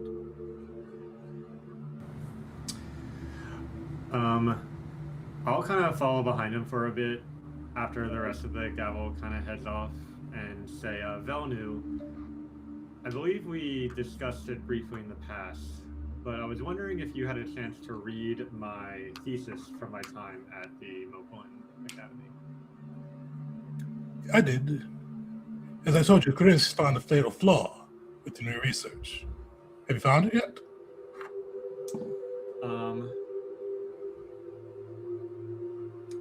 Well, let me just say that I'm eager to put theory to practice, and of course, as master of coin of Kata, everything that I do in managing the finances of Kanda will be reported to you, but also, according to my thesis, will be publicly available and visible to any who wish to view them.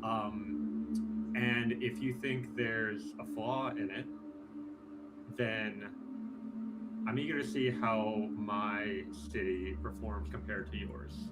May the best accountant win. And I head off. I love that. I'm the master of coin for the country. I have a question. But he turns away and he goes, public information is nice, but there are always a bigger fish that will be willing to sacrifice a fin to gain a prey. And he spins. I love that interaction right there. That was wondrous.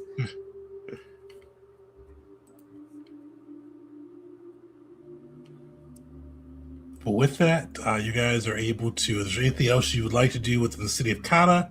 But you are able to kind of load the gavels up on the balancing act and the tip scale and begin your journey back to Kanda.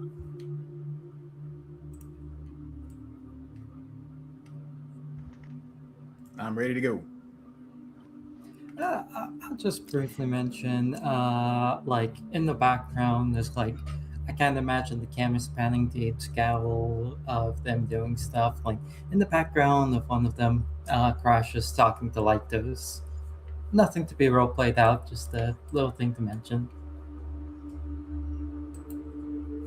Yeah, and you guys see as you set out to kind of a boat as well, kind of the same kind of Fessian style military craft, kind of following out with you, but they've got the kind of the standard of Oppo and the Offen family kind of raised with it as the troops come with funding as well as to help aid kind of in your rebuilding as you guys set sail on the seas and head to your newfound home.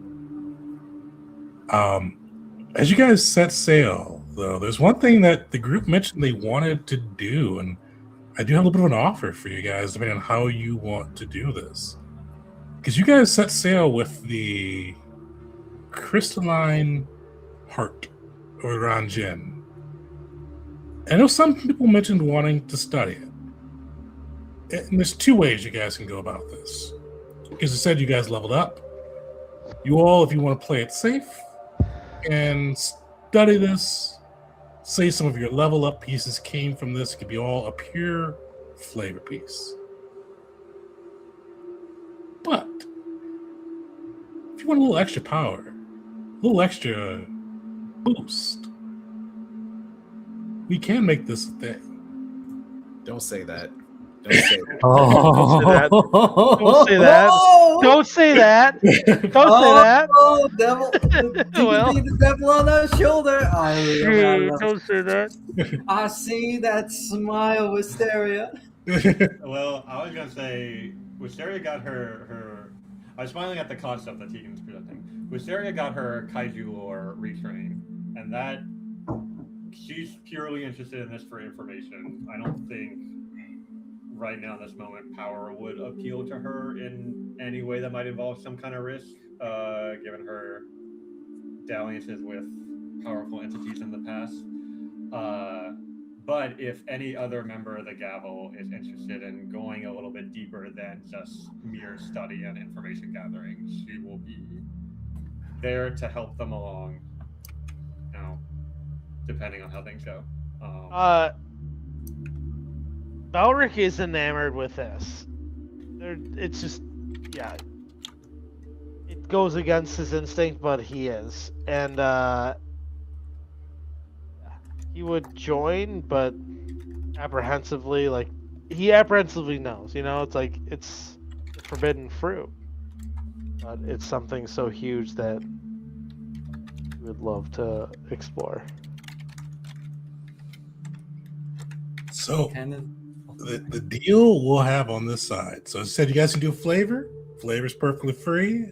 There's no risk with flavor.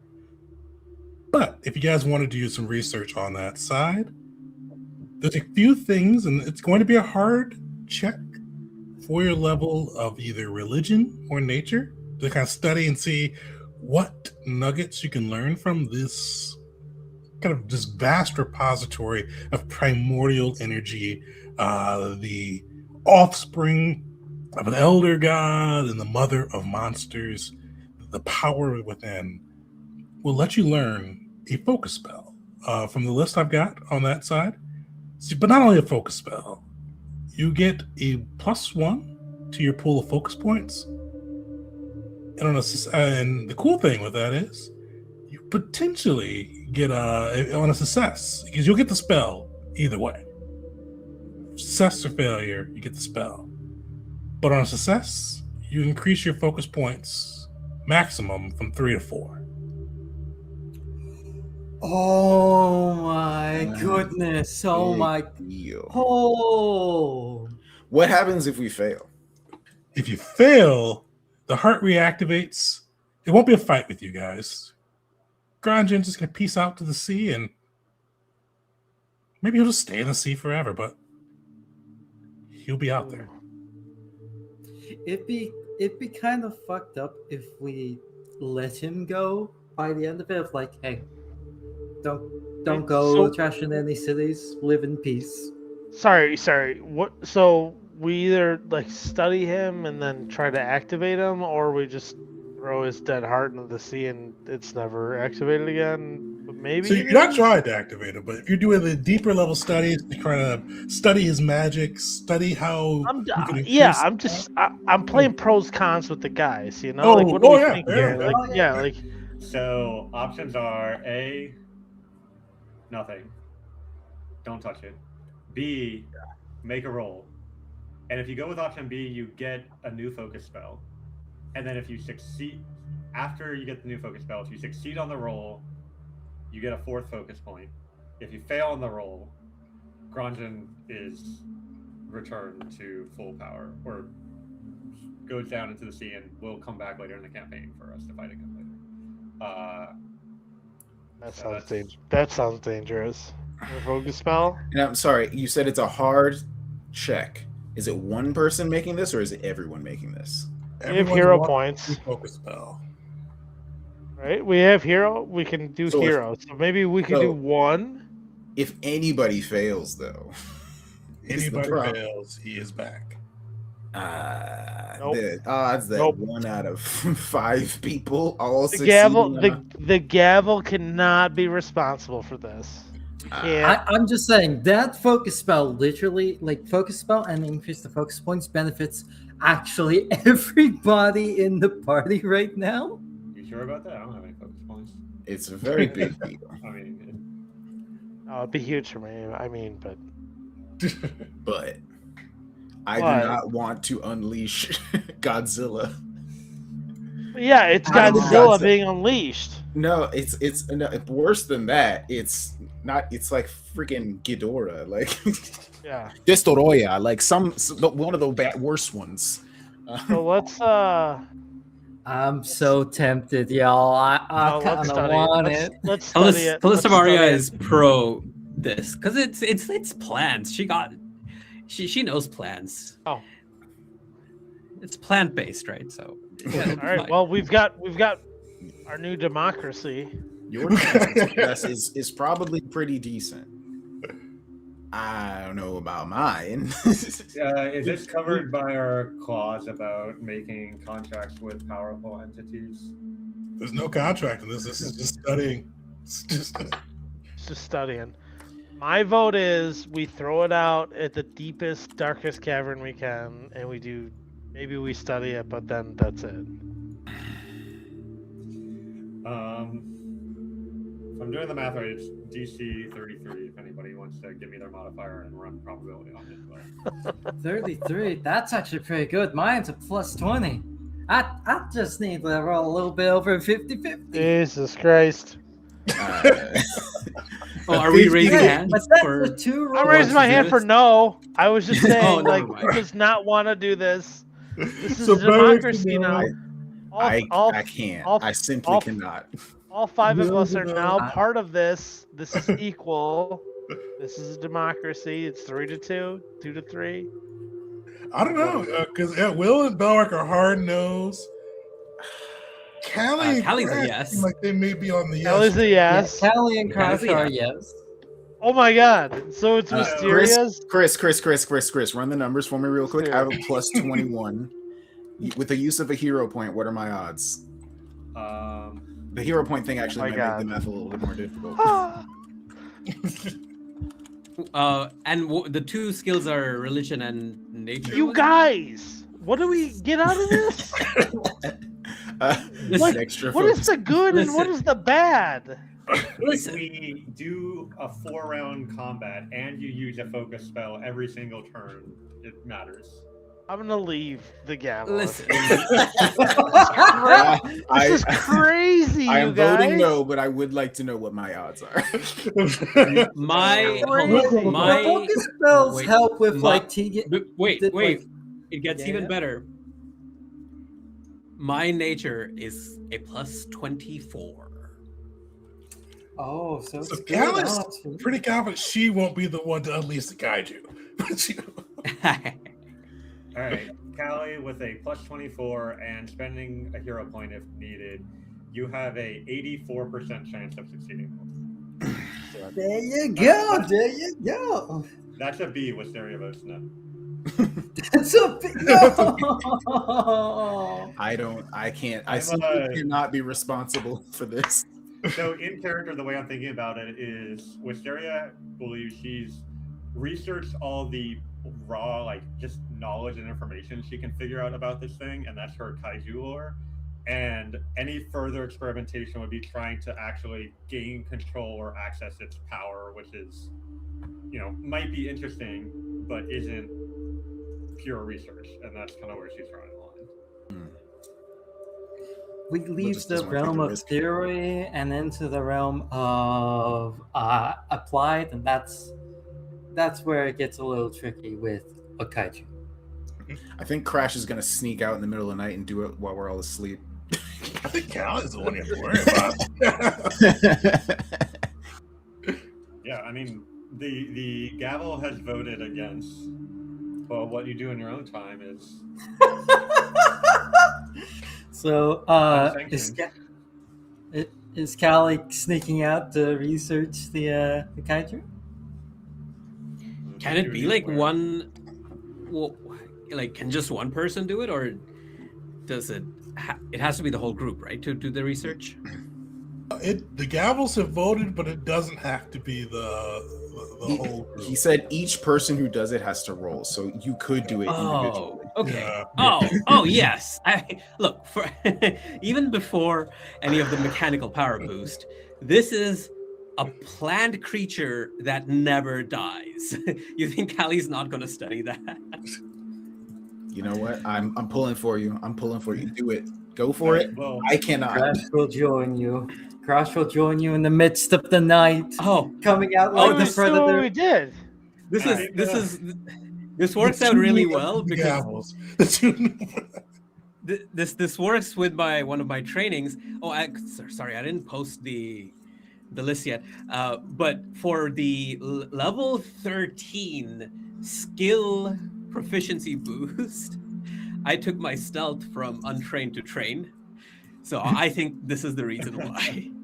Also, and it's up to y'all if y'all figure out with this. During the conversation, above board Wisteria would have been like, this is not in line with the goals of the gavel, voting no. But she would have like put some subtle hints in there, but like, if anybody, does some extracurricular research, let me know what happens. I'll take notes. I'll add it to my repository of knowledge. But Wisteria will not be partaking. I, the player, think that it is cool, but I simply cannot participate. I cannot endorse so Am I fair. just watching this happen? Or something like, I don't want this to happen. Wait, what's your passive perception? What? That would be master. His would be 35. 35. I just don't want to. Yeah, you would. I understand the power of the kaiju. I've heard about this. Like, I do not want this unleashed.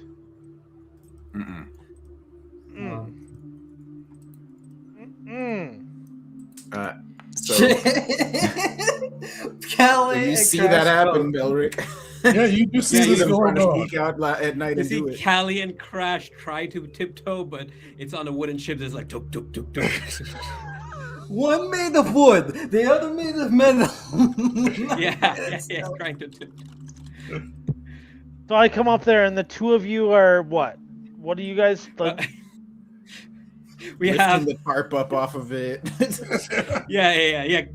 Crash is lifting the tarp up. Callie is doing primal magic, trying to like move some of its vines. Hey! What the hell is going on here? Belric, it's just some Do you know how dangerous this is? What are you doing? What are you touching? It's just some preliminary research. I thought he was Oh, cold. there I was you giving him a blanket. Crash, the most horrible liar ever. Hold on. That probably works, right? I think that just If you'd like to, touches- you can set motive against it. How do I do that? This is hidden perception. Actually, roll on public, a perception check. I don't know how to roll that right now. Just preliminary, perfunctory, just surface level. You guys, we cannot be touching this. We voted not to touch this, and you're still touching this. Sorry. We never took Granjan's vote. Oh, shit. Yeah, it's very fitting. It's very.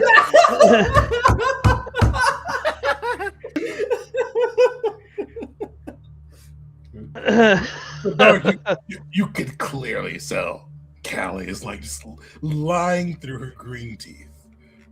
Yeah. Are her teeth green? I just assumed. It just. Does she have teeth? Or Yeah, does she He does not have teeth, but you kind of see something in there. Okay. as Is it as like a much as bone plate? as much as I want to learn about the kaiju, it is too dangerous. You saw the power. It is too dangerous. Whatever you're doing is not worth it. That big scary monster. But with that nat 20, I'll give you the option here.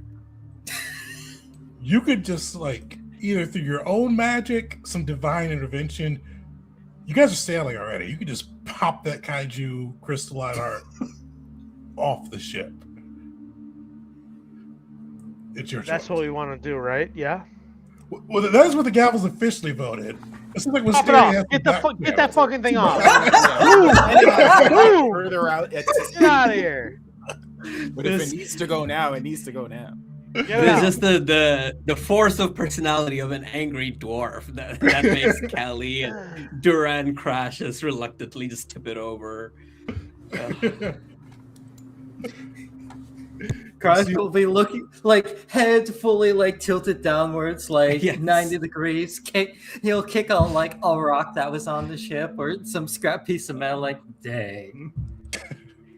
It's like the opposite of the woman on the Titanic who just let it go, and Callie's like, no, that's mine. I want the heart of the ocean. You see the crystalline heart kind of crash into the sea. You see it glowing as it sinks deeper and deeper until, Callie, even as you strain your eyes, you can no longer pick it out amongst the murks of the sea. Wisteria just got to legendary perception at this level, which is kind of neat. So she, Nice. like I said, was interested in seeing what would happen, but still voted no officially. So she was in the shadows listening to this whole conversation. After everybody goes to bed, Great. or she makes a mental note with her piloting, checks the positions of the stars, writes down precisely where we're at, writes down the wind strength, the tide, all the currents and the variables that she might need if hypothetically, for whatever reason, we need to know where this is. Has those notes kept carefully, and will slink off into the shadows and and her thought process is more like,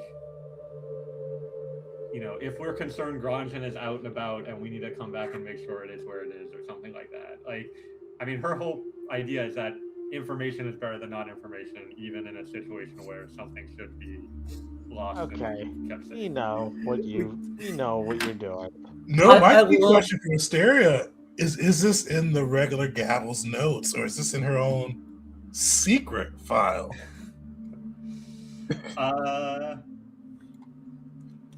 Who would know if it was in the regular Gavel's notes? Who here reads that? Yeah, with Bakari and Jeet dead, I think the key. I think Callie said she skims them now. So I think it would be in the regular Gavel's notes, but it would not be. You would have to be reading very carefully to figure out. Like it'll come off just as like nautical. You know, on this day we were moving in this direction. Just her trying to plot out like the navigation and stuff like that. It doesn't come off as like, and here is the heart of Granjin, but you know, there's like an asterisk next to it. It was like we took a turn at latitude left latitude 62, longitude 35.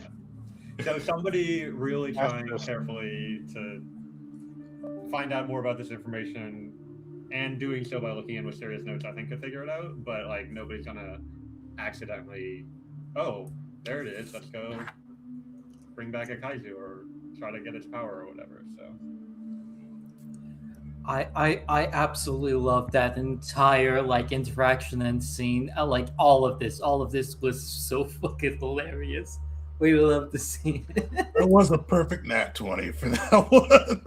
Yeah, just going like no, What happened? and no. What's going on out here? And you guys are like, I don't know. Dog is Like, getting his get outta dad here. going. That's dad. Yeah, that was dad. That was 20 D. That was a D20 dad mode thing. Yeah, like, get out of here. Perfect. You guys are able to push the heart off, and like the rest of like the day journey it takes to kind of go through back to the River Kata and then sail around to your new home is uneventful. You guys arrive at night to the ruins of Kanda, and as you arrive through, kind of like above the sky, you see like these kind of almost. Actually, I'm gonna have you guys name this after I finish describing it again. But almost like this aurora borealis effect. You see like these lights coming through. This almost seems like fire, a light in the sky, and you kind of see almost emanating from the eternal flame that's housed within the ruins of Kanda. Bits of blue fire going through, purple flames licking out, reds and yellows all just bursting through, lighting the night sky, kind of providing a little bit of a regional phenomena above the ruins of Kanda. And I just sprung this on you. So if you guys don't have a name yet, we can figure it out later. But does anybody have a name that's striking out right away? For a new city? Oh, not for the city. Well, you guys can rename the city too if you like. But for the kind of aurora borealis, like northern lights effect, kind of above the city now.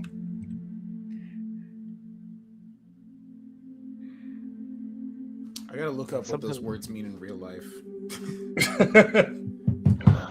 We'll pause on Sounds that. like- You guys can name that one later, but as you guys pull into, as you kind of leave the balancing act, as there's not been docks built yet upon these ruins, you see the city, even with the light of the flames in the sky and the stars shining down. You see the ruins that is now your newfound home.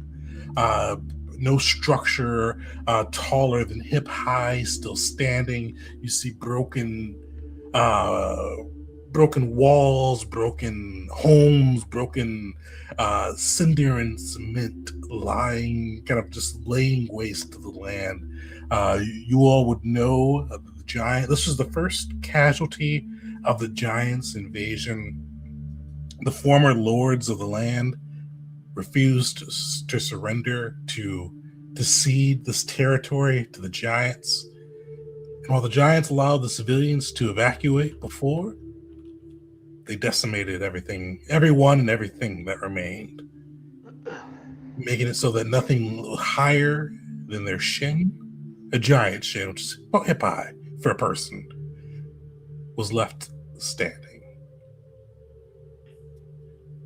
We know the champions that maybe were part of the last stand, or like anything. Like, I'm just like asking about some names or something, like if one of a capital of the city or something.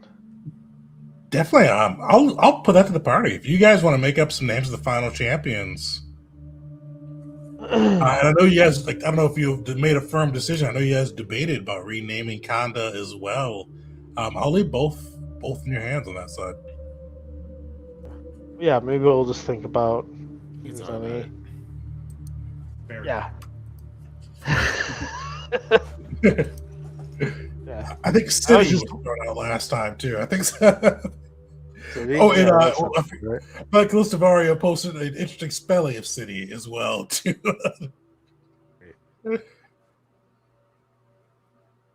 But you guys don't have to figure that out at the moment. Okay, You sorry. What? I found out. It took me longer than it should have, but Aurora Borealis is just Greek for northern lights. Yeah. I didn't know that. Oh. I thought it just meant lights, so you're ahead of me. Oh yeah, I didn't know. But one thing that stands out to you guys as you do come to your newfound home, you see the shadows dance a little bit. You hear this sad, almost mockingly sad song.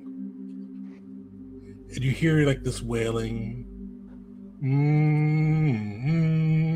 We're at an end. And you do see Narak, the Baron of Chaos, humming this sad finale of a song. And as he sees you guys go, oh, I waited for you all forever. So long. You guys should teleport. Learn how to teleport. Fire But a crossbow bolt at him. You see like the bolt approaches and he kind of goes, like you see him look at it and have it go stick into his head and he goes, ow, that's rude. So rude.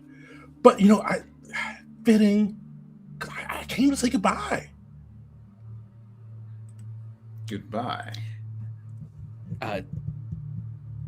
Sorry, but I just want to make this very clear. The moment he started speaking to us, Callista Varia turns her back to him. She's standing very still. Guess he looks at that for a moment and then he kind of shrugs and goes, yeah. What do you mean goodbye, Narak? Yeah. Well, I mean, yeah. He points down. The boss, real sad. I mean, he was trying to get his best friend back. And wow, I like playing with you guys. He's kind of done with heroes. I mean, he thinks you all jumped in and to stop Sondric from kind of coming and playing with him again and helping his little bro. Oh. So, we're leaving. Could you be a little more specific? What you are leaving? Where are you going? Oh yeah, Macarena, Moxie. I know. Macy, yes. Whatever his name is, the dog that hung out with you guys. Yes. He had this whole thing, one world, one empire, and he kept talking to Shinzo about it. It was a little bit tiresome, but he kept telling us about it. And well, he kept saying, like, we should have our own nation. Okay. And so what does that mean? Oh, so we're leaving. Because, one world, I mean, Wisteria, we always wanted you, because, you're just a little bit quicker. One world, one nation, all under chaos. If everything is chaos, nothing is chaos. Chaos is the new order. He's catching on, but, I mean, we'll get him there. Don't worry. So, okay. He's done with heroes. At least for now. I mean, you guys have made him pouty. Sondric is just not playing with him. He's done. But yeah, we're bored with you guys. We're going to go find our own nation. So, do you mean somewhere in Kazuya you're going to form a nation of Shinzo Z? I wouldn't put it like that. We're going to break something and then make it fun. But somewhere in Kazuya you're planning to do this. In its wider realms, yes. Not here. You guys suck. He's done. The boss is done. He's like, no more heroes. No. When you I'm trying to clarify. When you say here, do you mean Kata, or do you mean Fessia, or do you mean where are you going? Is what I'm trying to ask. Yes. And a nation in hell isn't enough for you? Oh yeah, that's all chaos demons. I mean, we got a whole thing there. No, I mean, no, we want one. We get to play with mortalish creatures. All right. So you're planning to take over a nation. If we knew where you were going, that might be a lot of like if we knew which landmass perhaps you were going to, that might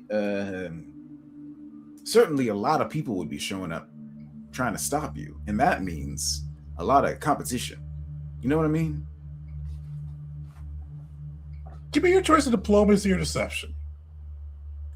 All right. Well, both of those are master for me now. But oh wait, they're the same for me now. That's interesting. That's fun. But I am going to do diplomacy.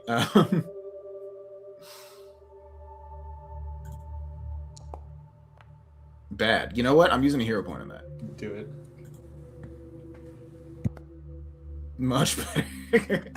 You see in the rock, this little starlit halfling strokes his chin and goes, opposition, obviously he's bored of you guys, but opposition could be fun. We don't want heroes. Though. But yeah. It's not going to be like here. We're going beyond. We're kind of tired of gods and heroes and all of that. I mean, really, he's a little bit hurt about Sondric. So we're going to a realm that doesn't have an active god, because the gods, well, one of them's in prison, and the other is trying to make her own little realm on Earth. The Feywild feels like it is rife for a bit of chaos.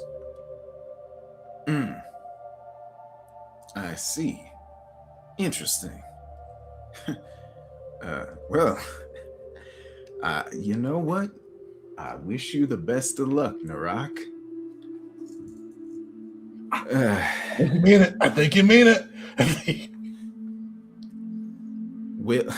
Will turns and briefly just looks over at Wisteria, or just whoever he can lock eyes with for a moment, and you can see that he is panicked. But when he turns back around to look back at Narak, he has gotten his face under control again.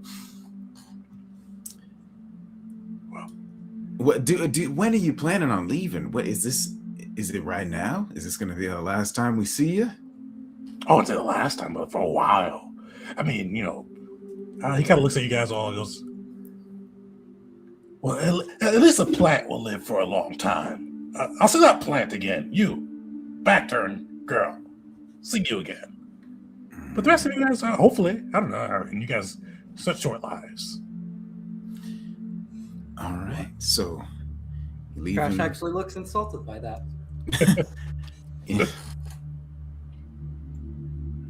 All right.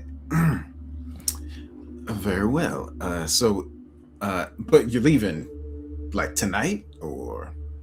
Oh, I'm leaving here tonight. All right. Well, that is interesting. That is certainly not what I expected.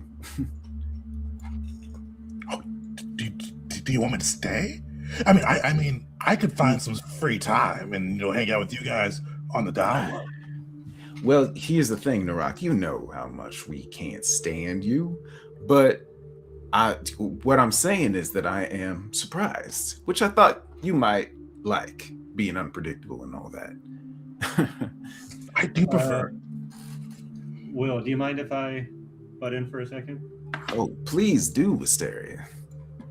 She faces Narak and says, as Lady Wisteria Hringdaughter, the exacting scalpel, I decree all followers of Shinjozi are banished from the lands of Kata by the power vested in me by the Baron of Kata. Be gone. Oh, so you want me to play here, don't you?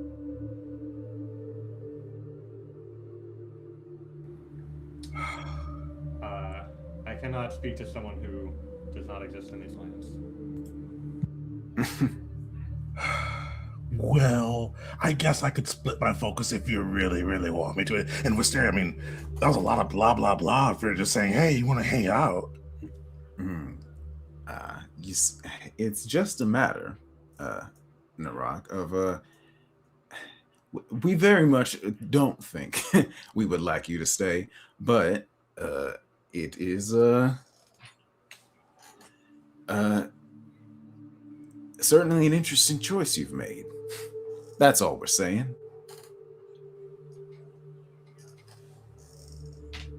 Well, maybe if I find time, there's a lot of things we're gonna do. Maybe if I find time, I'll send a couple cultists, maybe a few shadows. I mean, just so you guys don't think I hate you. All right, please don't, but all right. The big boss. He's a big boss. Feywild it is. And as I said, Feywild it is. Goodbye. And as he kind of does this cheesy goodbye with his Cheshire grin before fading in the shadows.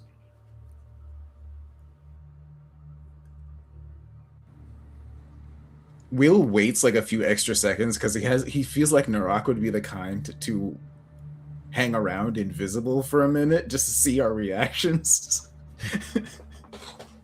So Will would sort of try to keep it together for another 30 seconds after he's gone.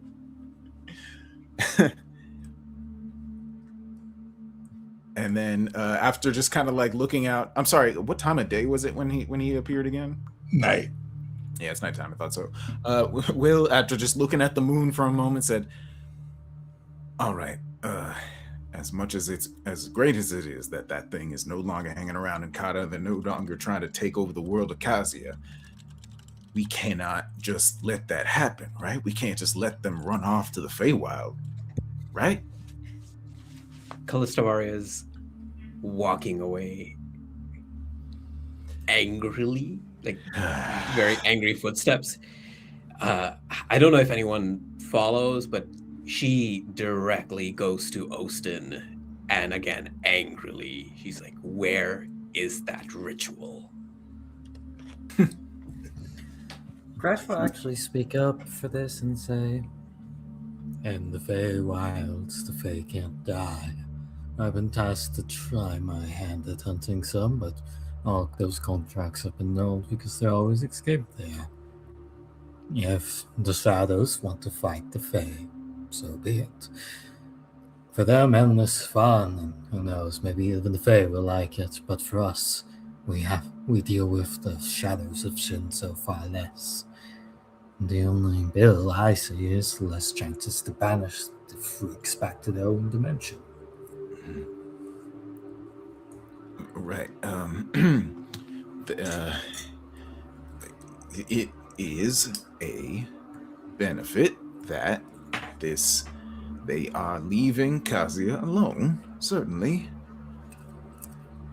Will just kind of like stares at the ground for a moment. Bless is there.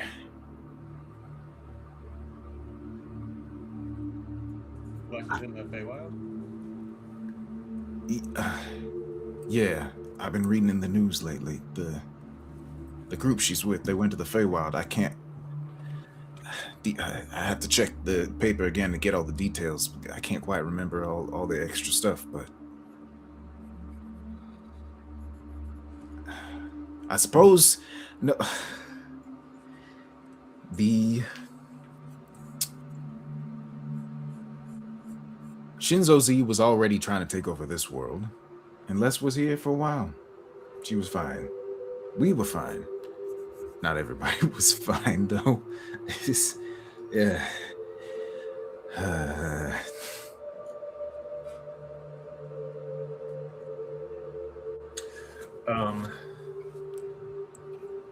I mean, that's certainly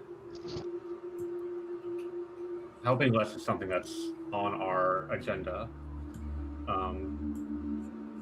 Not just for your sake, but also because the recusants have a spirit that I would like to get back to Notisha. So, we'll need to consult with the rest of the gavel, but I certainly have interest in going there and helping make sure your wife is okay. It would probably normally be like too dark for it to like meaningfully be noticeable. But because Will's tears we have established like glitter gold, it is very easy to see that he has tears in his eyes. Uh, we there's so many things going on. We just can't. But Wisteria puts a hand on his shoulder and says, "Yes, but we've checked one thing off the list: saving Kata, and that's earned us allies. It's earned us a reputation. It's earned us a home. All of these things in war will help us do what we need to do, including saving us from whatever might be heading her way." I would like to see what's happening in the room where Callista Varia is.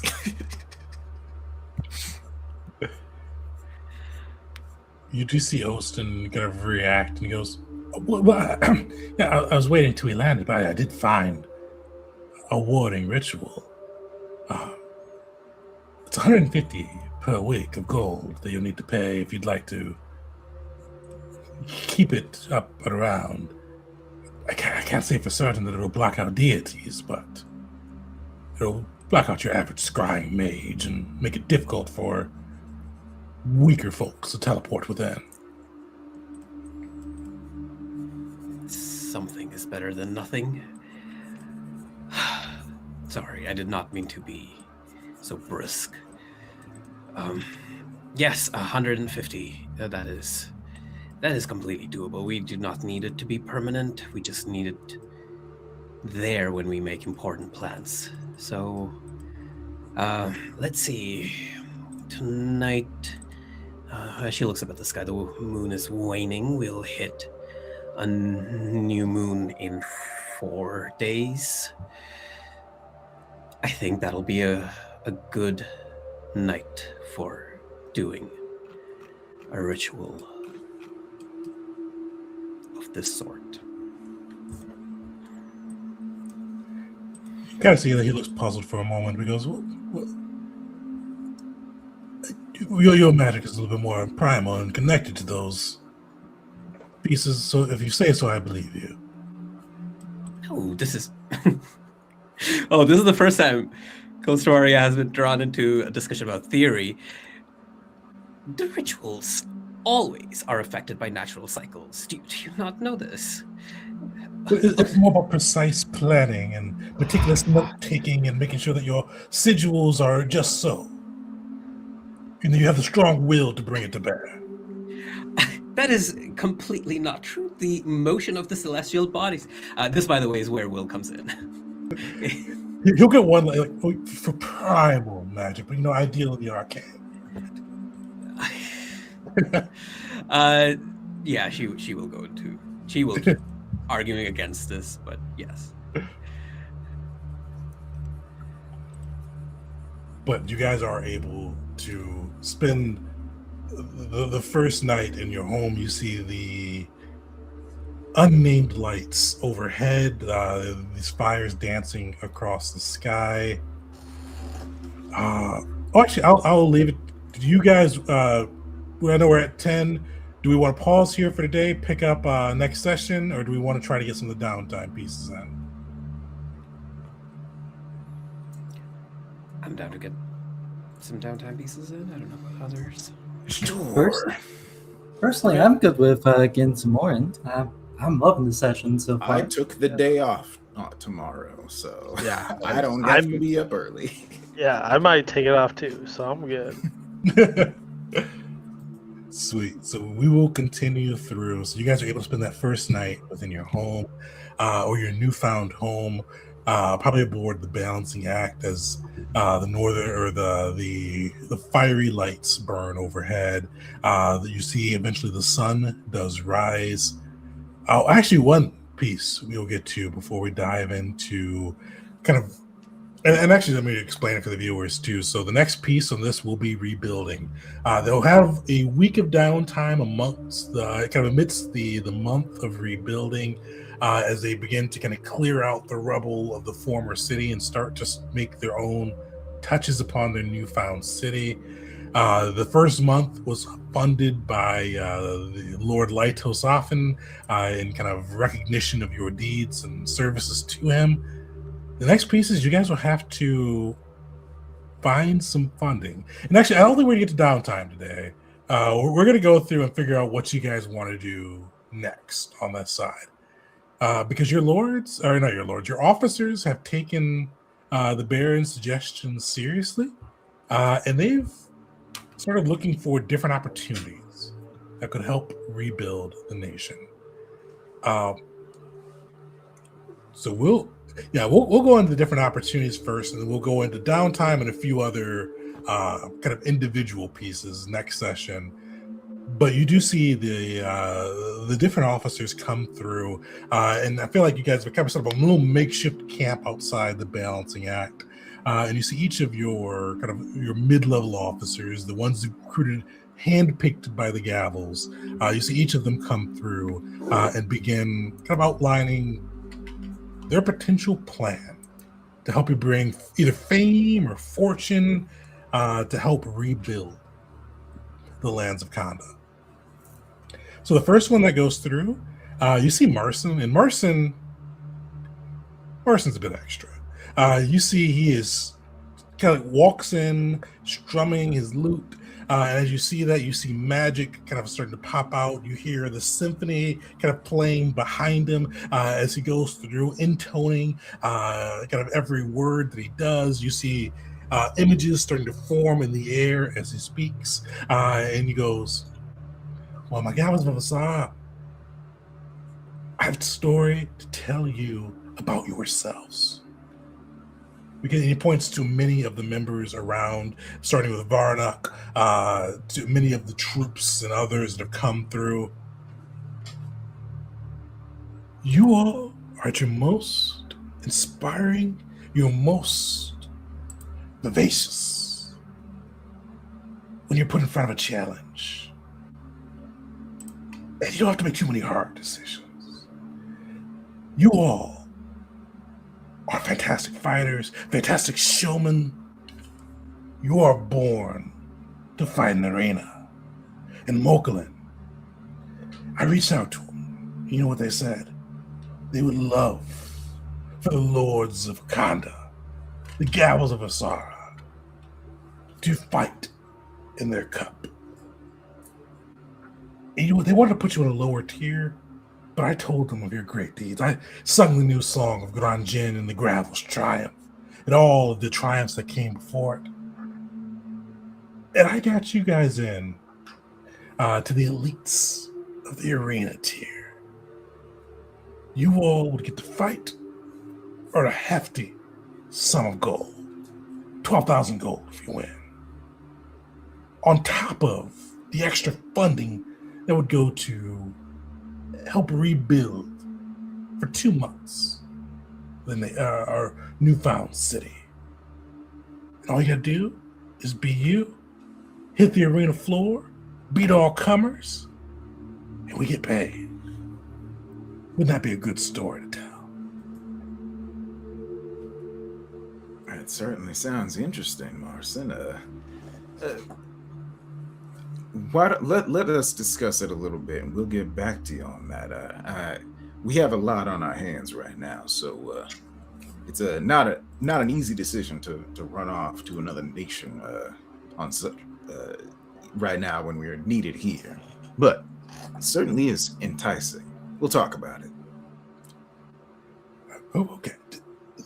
This month only. Just so you know. I mean, I'd love to make a song of this. And you see him kind of make his way out. And then you do see kind of the Elisa from the Gavels. No showmanship. You see the Dragonborn throw a map on the table, point to a section of sea between Grove City and kind of the more northern seas of Kazia. And she goes, "Context said the Reavers are moving some of the gold and things that have been pillaged lately. We need money. They got money. Is it stealing if you steal it from stealers? Yeah. Not for me to decide. We take the Reaver's gold. Estimates think we can fund our city for 4 months. You guys decide. Are the Reaver Steelers? They are. Yes, those are the ones we played in the one shot that sacked Grove City and I know. conquered I it. was asking that. Yeah, they're Syria. pillagers, stealers. They are All right, and the scourge of the one city. of Wisteria's parents as well, right? I was making a very pointed Which one is question it, there. actually? I was making a very pointed question there to Syria, but Are Atarians imperialists? Are Mokolans greedy? Are dwarves stubborn? I don't know. we're not stubborn.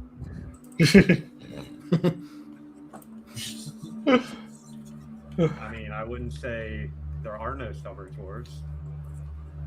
So I wouldn't say there are no Reaver thieves. Well, we're certainly not stubborn. I would rather fight in the city that expelled me from their university than fight against the people that I thank for my birth. Thank is the wrong word. I owe my birth. You see Elisa kind of nods and goes, I'll let you guys decide. She leaves the map and then retreats back. You see Olston comes through. The mage is smiling. And he goes, Gavels, hey. A lot of times we have to fight for things. I can fight. I prefer not to fight. I mean, will you get it? I mean, Charm should win the day. I've assembled a group of Mokulan investors, and I've convinced them to allow us to come and spend some time in the blue within Mokulan, the upper levels where all these finery is found and fun is to be had. I'm sure, and I know we have a very particular set of values. I'm sure we can find a few within this group that we can find to help sponsor us and invest within our nation. And then we don't have to fight anybody or kill anybody or steal anybody's stuff. We'll just have people give us stuff because we're nice. I mean, that sounds like something I would definitely like to spend my time doing. Somehow I feel like my compatriots might be less enthused. Well, you all, the lords and ladies. Sounds pretty high class, and it sounds pretty inclusive. Well, I mean, we need money, and fortunately, where the money goes, we usually finds themselves in high-class situations, but... We protect the weak, fulfill our contracts, and strengthen. You see Oster kind of like tugs at his robe, but he goes, you know, of course, I've said, Mokulan may not be the most virtuous of nations, but I'm sure with your discerning eyes, we can find someone that doesn't. There is a high class, Will, and you can be part of it. Crash will just kind of like this. This is clearly an intrusive thought that escaped him accidentally, and just goes, "What if I want to kill things? What if I want to kill other things?" But we can't do that there. They have money, and usually killing people with money, it makes more problems than it solves. I mean, odds are probably at least one of them I stole from when I ran with the fraction rats, but we were pretty effective at what we did, so I suspect they would not recognize me or would not have had a chance to even see me at the time. It might give us the edge in any negotiations, though. If if it's someone I know and have some past dealings with. But was your gang's name a math pun?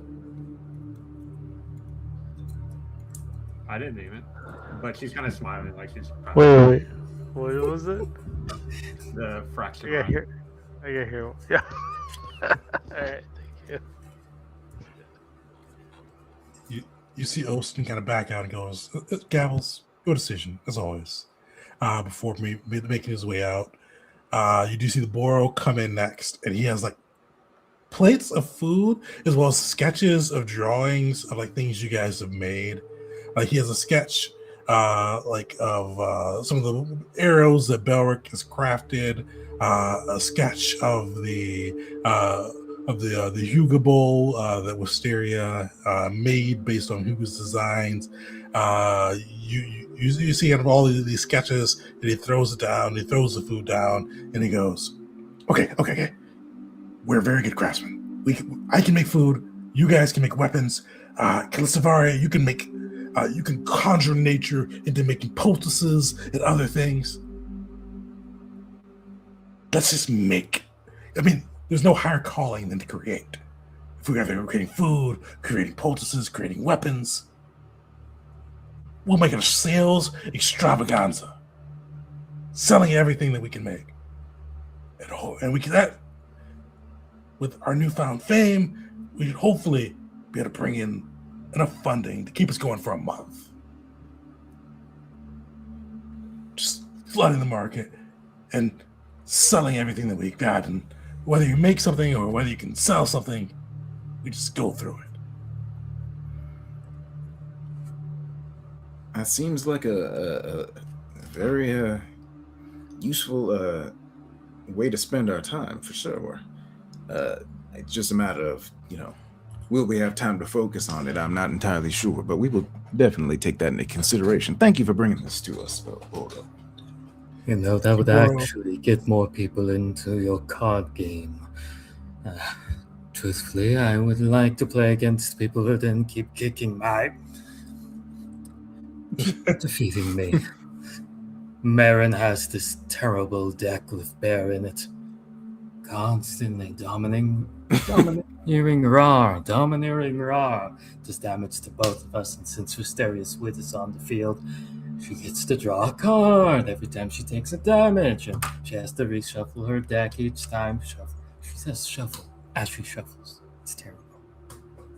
Burger, did you make this card game? Did you actually create? I have been sitting on that bit for 3 fucking weeks. I'm so glad I could finally, because I got hit with something similar in Magic. Magic the Cat. Boro looked completely confused. He goes, "Oh, it's that card thing you guys are doing at the last tournament. Oh, yeah, I'm sure people would buy that too. I mean, very good illustrations and words. So yes, you can make cards too."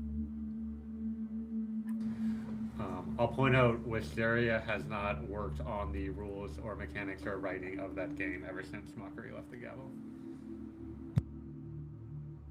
So whatever y'all are playing with is stuff that's from pre-leaving of Mockery, unless anyone else has done any work on it. I'm gonna be also very real. Crash does not know Mockery's the one who drew the cards.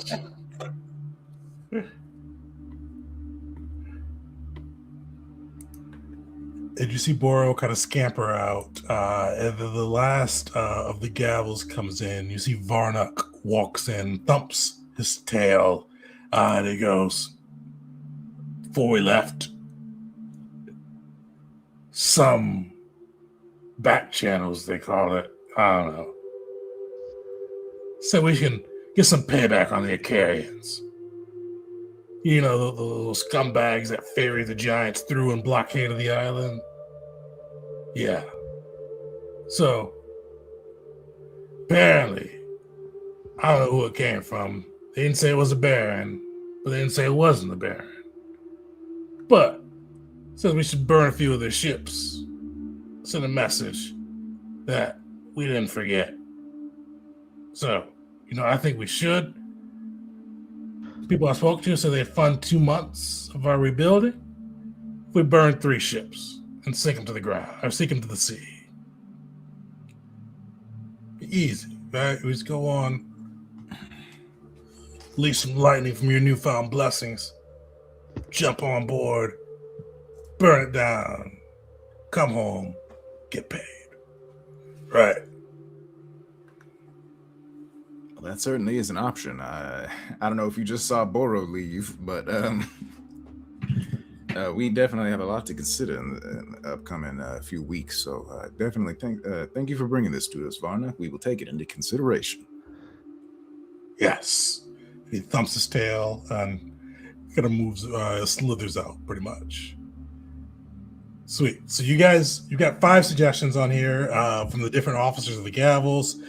2 of them are time sensitive, so 2 of them, if you choose to do one of the others, the Mokulin Arena, as well as the Pirates of Reavers, those are, if you choose them this month, the other one will be off the table. The other 3 are kind of ones are pretty much evergreen.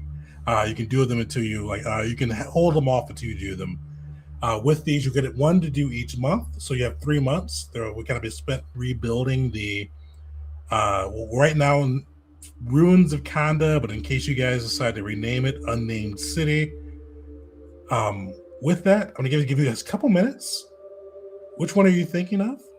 But I'll be right back. All right. Anyone having initial leanings? Honestly, I'm pretty big on the like to do like right now. The tournament feels right up the Gavel's alley, not very controversial. Solid money. Reavers ties into Wisteria stuff, and it's a good amount of money. We basically just have to figure out fame. We can do like 1 month fame and then 1 month of funding, and we are said like 4 funding is a lot. Yeah. It did sound like Wisteria didn't want to do it though. Yeah, I mean, she has mixed feelings about that one and the 2 involving Mokulin. Like, there are reasons she wants to do each of those and reasons she doesn't want to do each of those. Initially, my gut was leaning towards the arena, but Let's do arena. The first the one. arena at Mokulin. Yeah, so the arena will get you guys 2 months of funding, and then fame too. Arena is the only one. Oh, and actually clarify this too. These are what the officers have suggested. If you guys have additional suggestions, we can kind of work out how that'll look as well. Each month, you guys will get to do kind of one of these options. There'll be a time-sensitive one, like the 2 that we have right now. But there'll always be the evergreen ones and always your suggestions too. So for suggestion, Callista Varia will look to Belric and she'll say, this will be for you to organize. But what if in the Asuvian forest we run a grand hunt? We get the nobles, the most skilled hunters, and we do it according to the proper hunting principles of Tupu. A grand hunt with the proper principles. That could be agreed upon. We're killing dinosaurs. Crash looks so excited. Wisteria, not Wisteria, Callista Varia plays with the Pokeball she has of the Tyrannosaurus Rex, and she says, yes, we do. Crash, you can fight your dinosaur.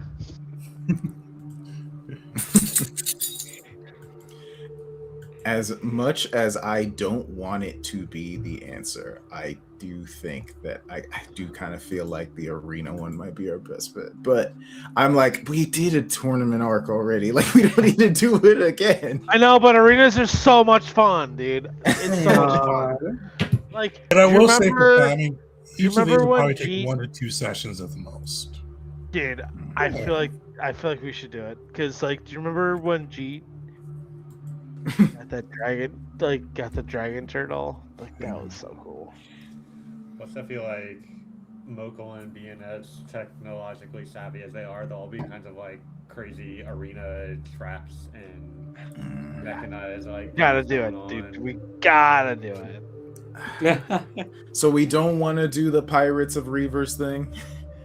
No, I Yeah, kind of and do. then- I kind of want to do that actually, but that's more up My- to Wisteria, right? that is a lot more money.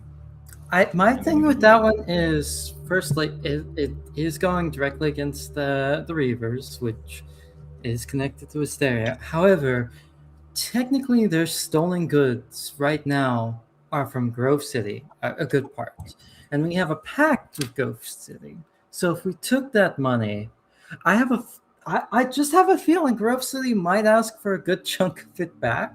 True. So they wouldn't ask for it back, but Would they be glad we struck out at the Reavers? Would they be happy with that?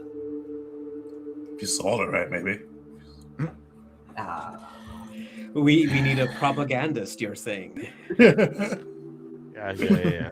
No, I think we should do. I think we should do a big one first, and then see how the rest. You know what I mean? Like, Yes. I think we should do the battle, and then after that, we'll All determine. right. So it sounds like there are 3 in favor of Arena right now. Wisteria, Belric, and What about Callie? What does Callie want? oh, Callie for Callie sure wants wants to. Yeah, she wants to do the pirate for the money and then do the hunt for fame, so that way we get. I was kind of leaning that way as Hunt? well. Oh, okay. Yes. Come on. Yeah, the hunt. Come on, I man. personally, I'm definitely all for the hunt because I think And- that's some great flavor. I could do Well, either. I want the Arena hunt number or- 1 for sure. Yeah. Right. So though I'm good with I don't know that. how you all are thinking about it. The way I'm thinking about it is, I don't know if we will get to hunt. We will be the organizers of Yeah. the hunt. Yeah. That's all positive to Wisteria. But Yeah, then logistics. that means that we should if we're doing that, that means we should probably do the pirate one, mission and not do the arena quest. Honestly, I'm good with Arena Pirates. Both of them sound like a really fun time. And now that my fear of Grove City asking for the cash back has been dismissed, I'm down for either.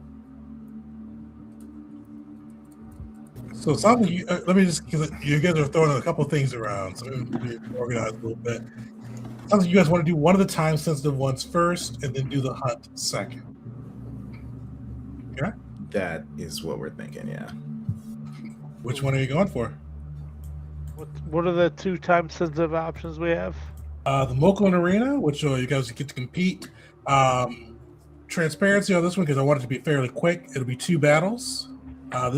Actually, to clarify for both the Mokolan Arena and the Pirates of Reaver have high difficulty too, because they're big bang for your buck on that side. They're giving you 2 fame or 1 fame and 2 fortune, or 4 fortune on that side to help rebuilding.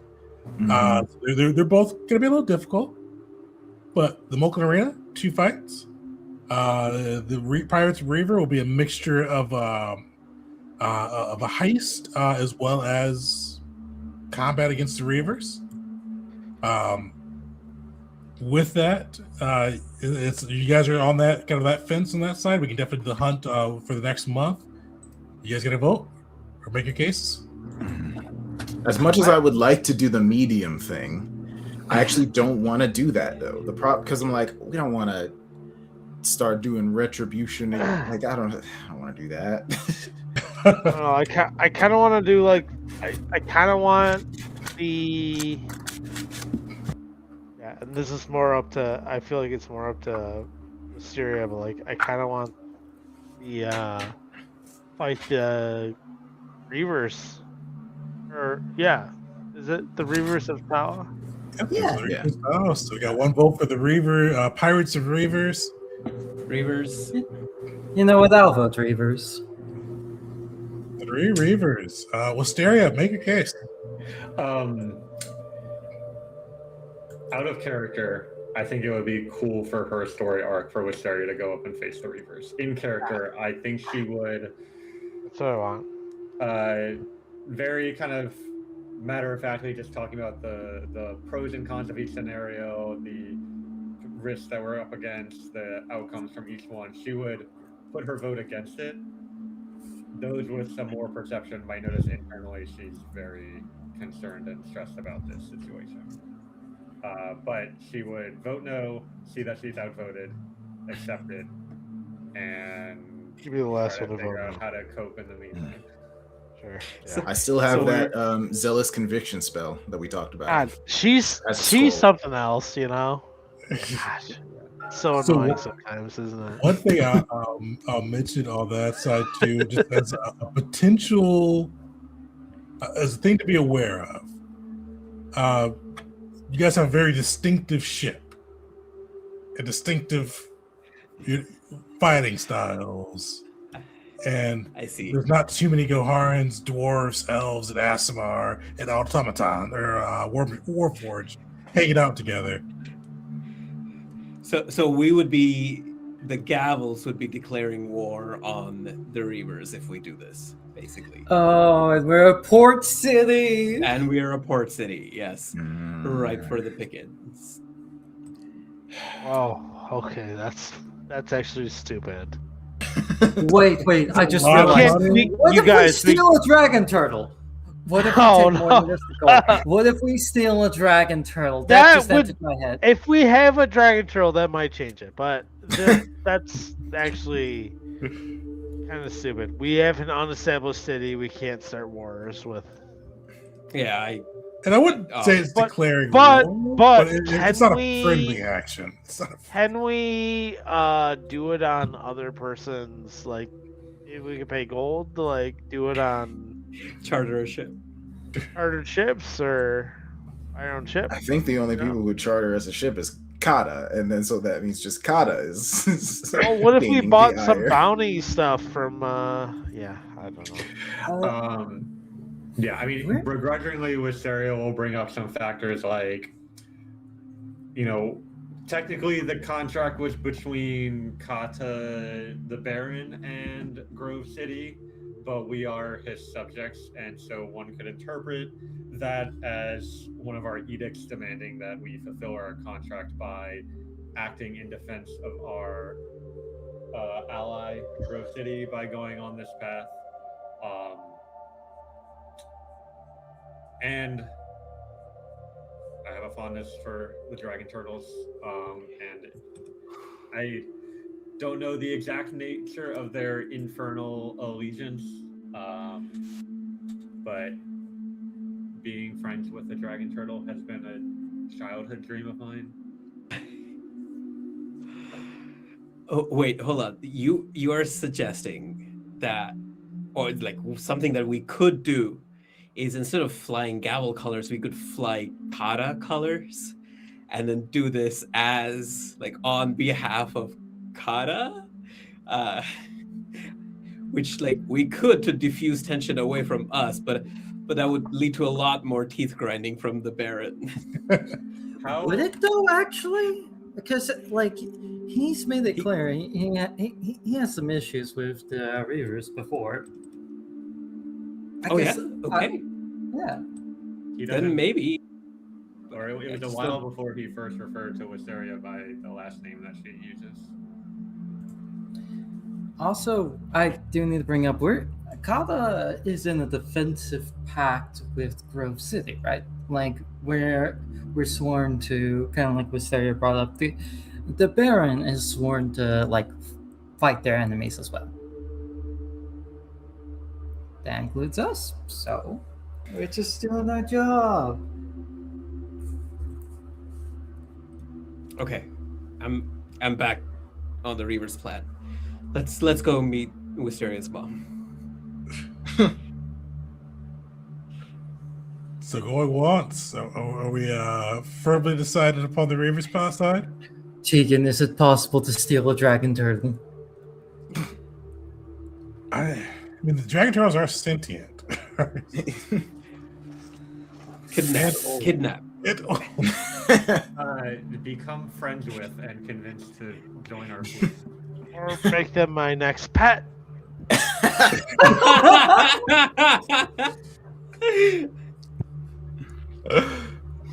I would say it's improbable, not impossible.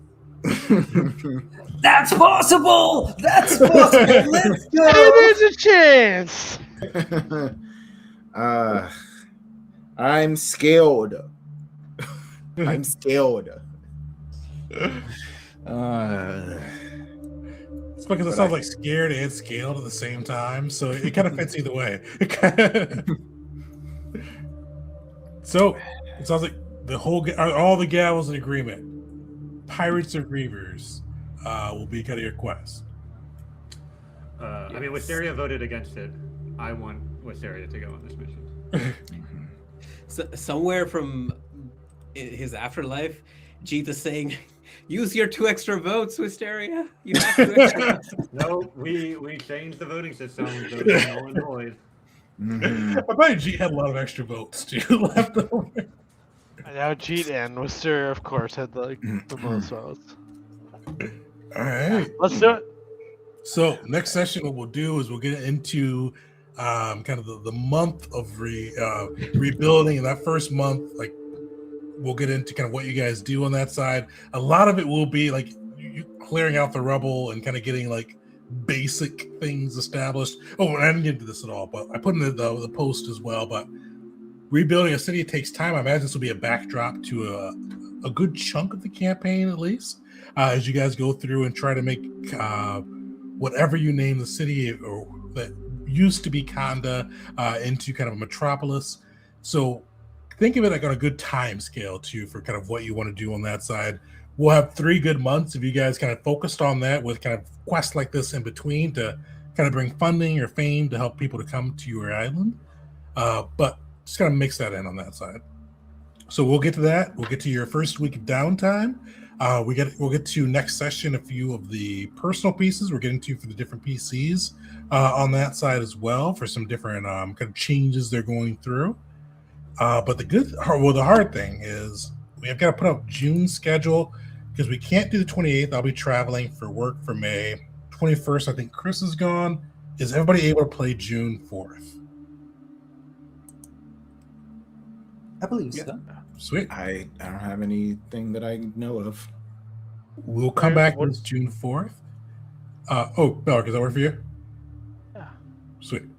And then next week, I haven't said we either do a one shot or a B squad. I got to figure out what I want to do for that. I'll post that probably sometime this weekend, and we'll figure out what we want to do for there.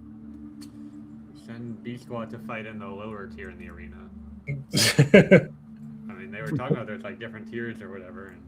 And Different tiers. I mean, they can definitely earn some gold for the gavels, but they would not be able to earn funding for a night. That tier. makes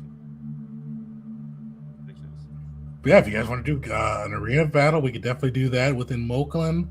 Because I wrote it down somewhere. I put a whole bunch of different tiers. I know higher it goes elites, champions of the arena, legends of the arena, and then gods of the arena, or god of the arena for tiers. For reference, the prefects are the legends of the arena on that side. So there's one tier above them with one person. Who's the god of the... Oh, no. I don't think you know. This is a new character. This is new. Okay, I thought it was wrong for a second. Oh, yeah. So this is more of a figurative god of the arena title. Okay. They're not going to just let Raw go in and just wreak havoc. It can't really stop them, but it would be unsporting for Raw to go in and just wreck it. Just picturing a tournament arc where all the competitors are the gods just fighting each other for sport. Hey, that could be a pretty good, like, shorter campaign. I've seen that anime. Yeah, Is I'd there watch anime that. for I watched that. Is that fake? What? Kind of. I was thinking Record of Ragnarok. It's not very good. But fair enough. Well, okay, from what I hear, season 1 sucks. But yeah, I hear it gets better after season 1, but I couldn't get through season 1, so. The funny thing is, though, it is a Black Tusk. That is the god of the arena. It is also one of the Exalted Agata. So one of the 4 legendary, before like near god-like mortals that Sandric is a part of. Yeah. So it is Barosh Blacktusk the Undefeated.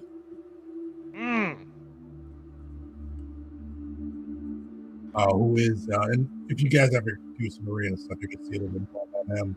But he's he's a fighter that fights to the death. Most arena fights aren't death fights anymore. But he is a former Forgedman Black Tusk that was able to regain his sentience, and if you try to find somebody that'll kill him, or that can kill him, I should say. That's so cool. Former.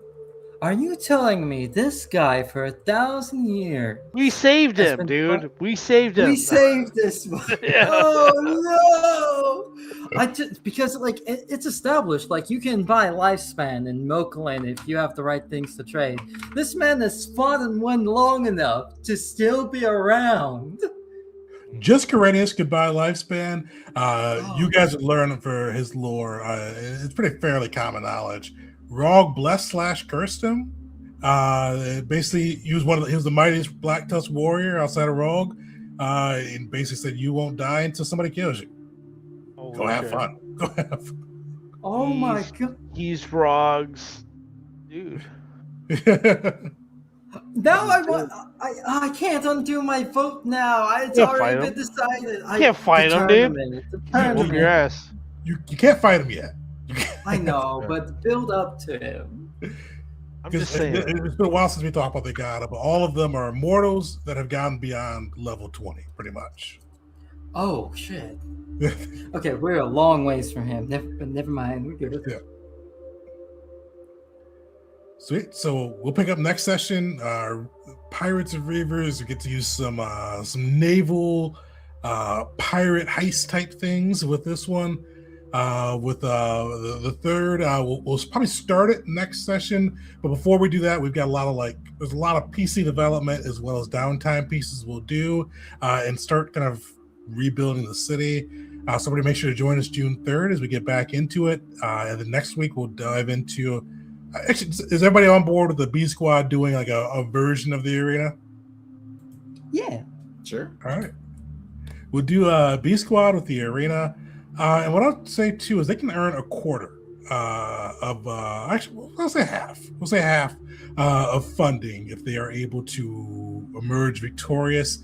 But this will be a high difficulty encounter as well for them. It'll be a single one for the B Squad since we'll won't have time for a full piece. So everybody join us next week for that, and we'll see you all next time.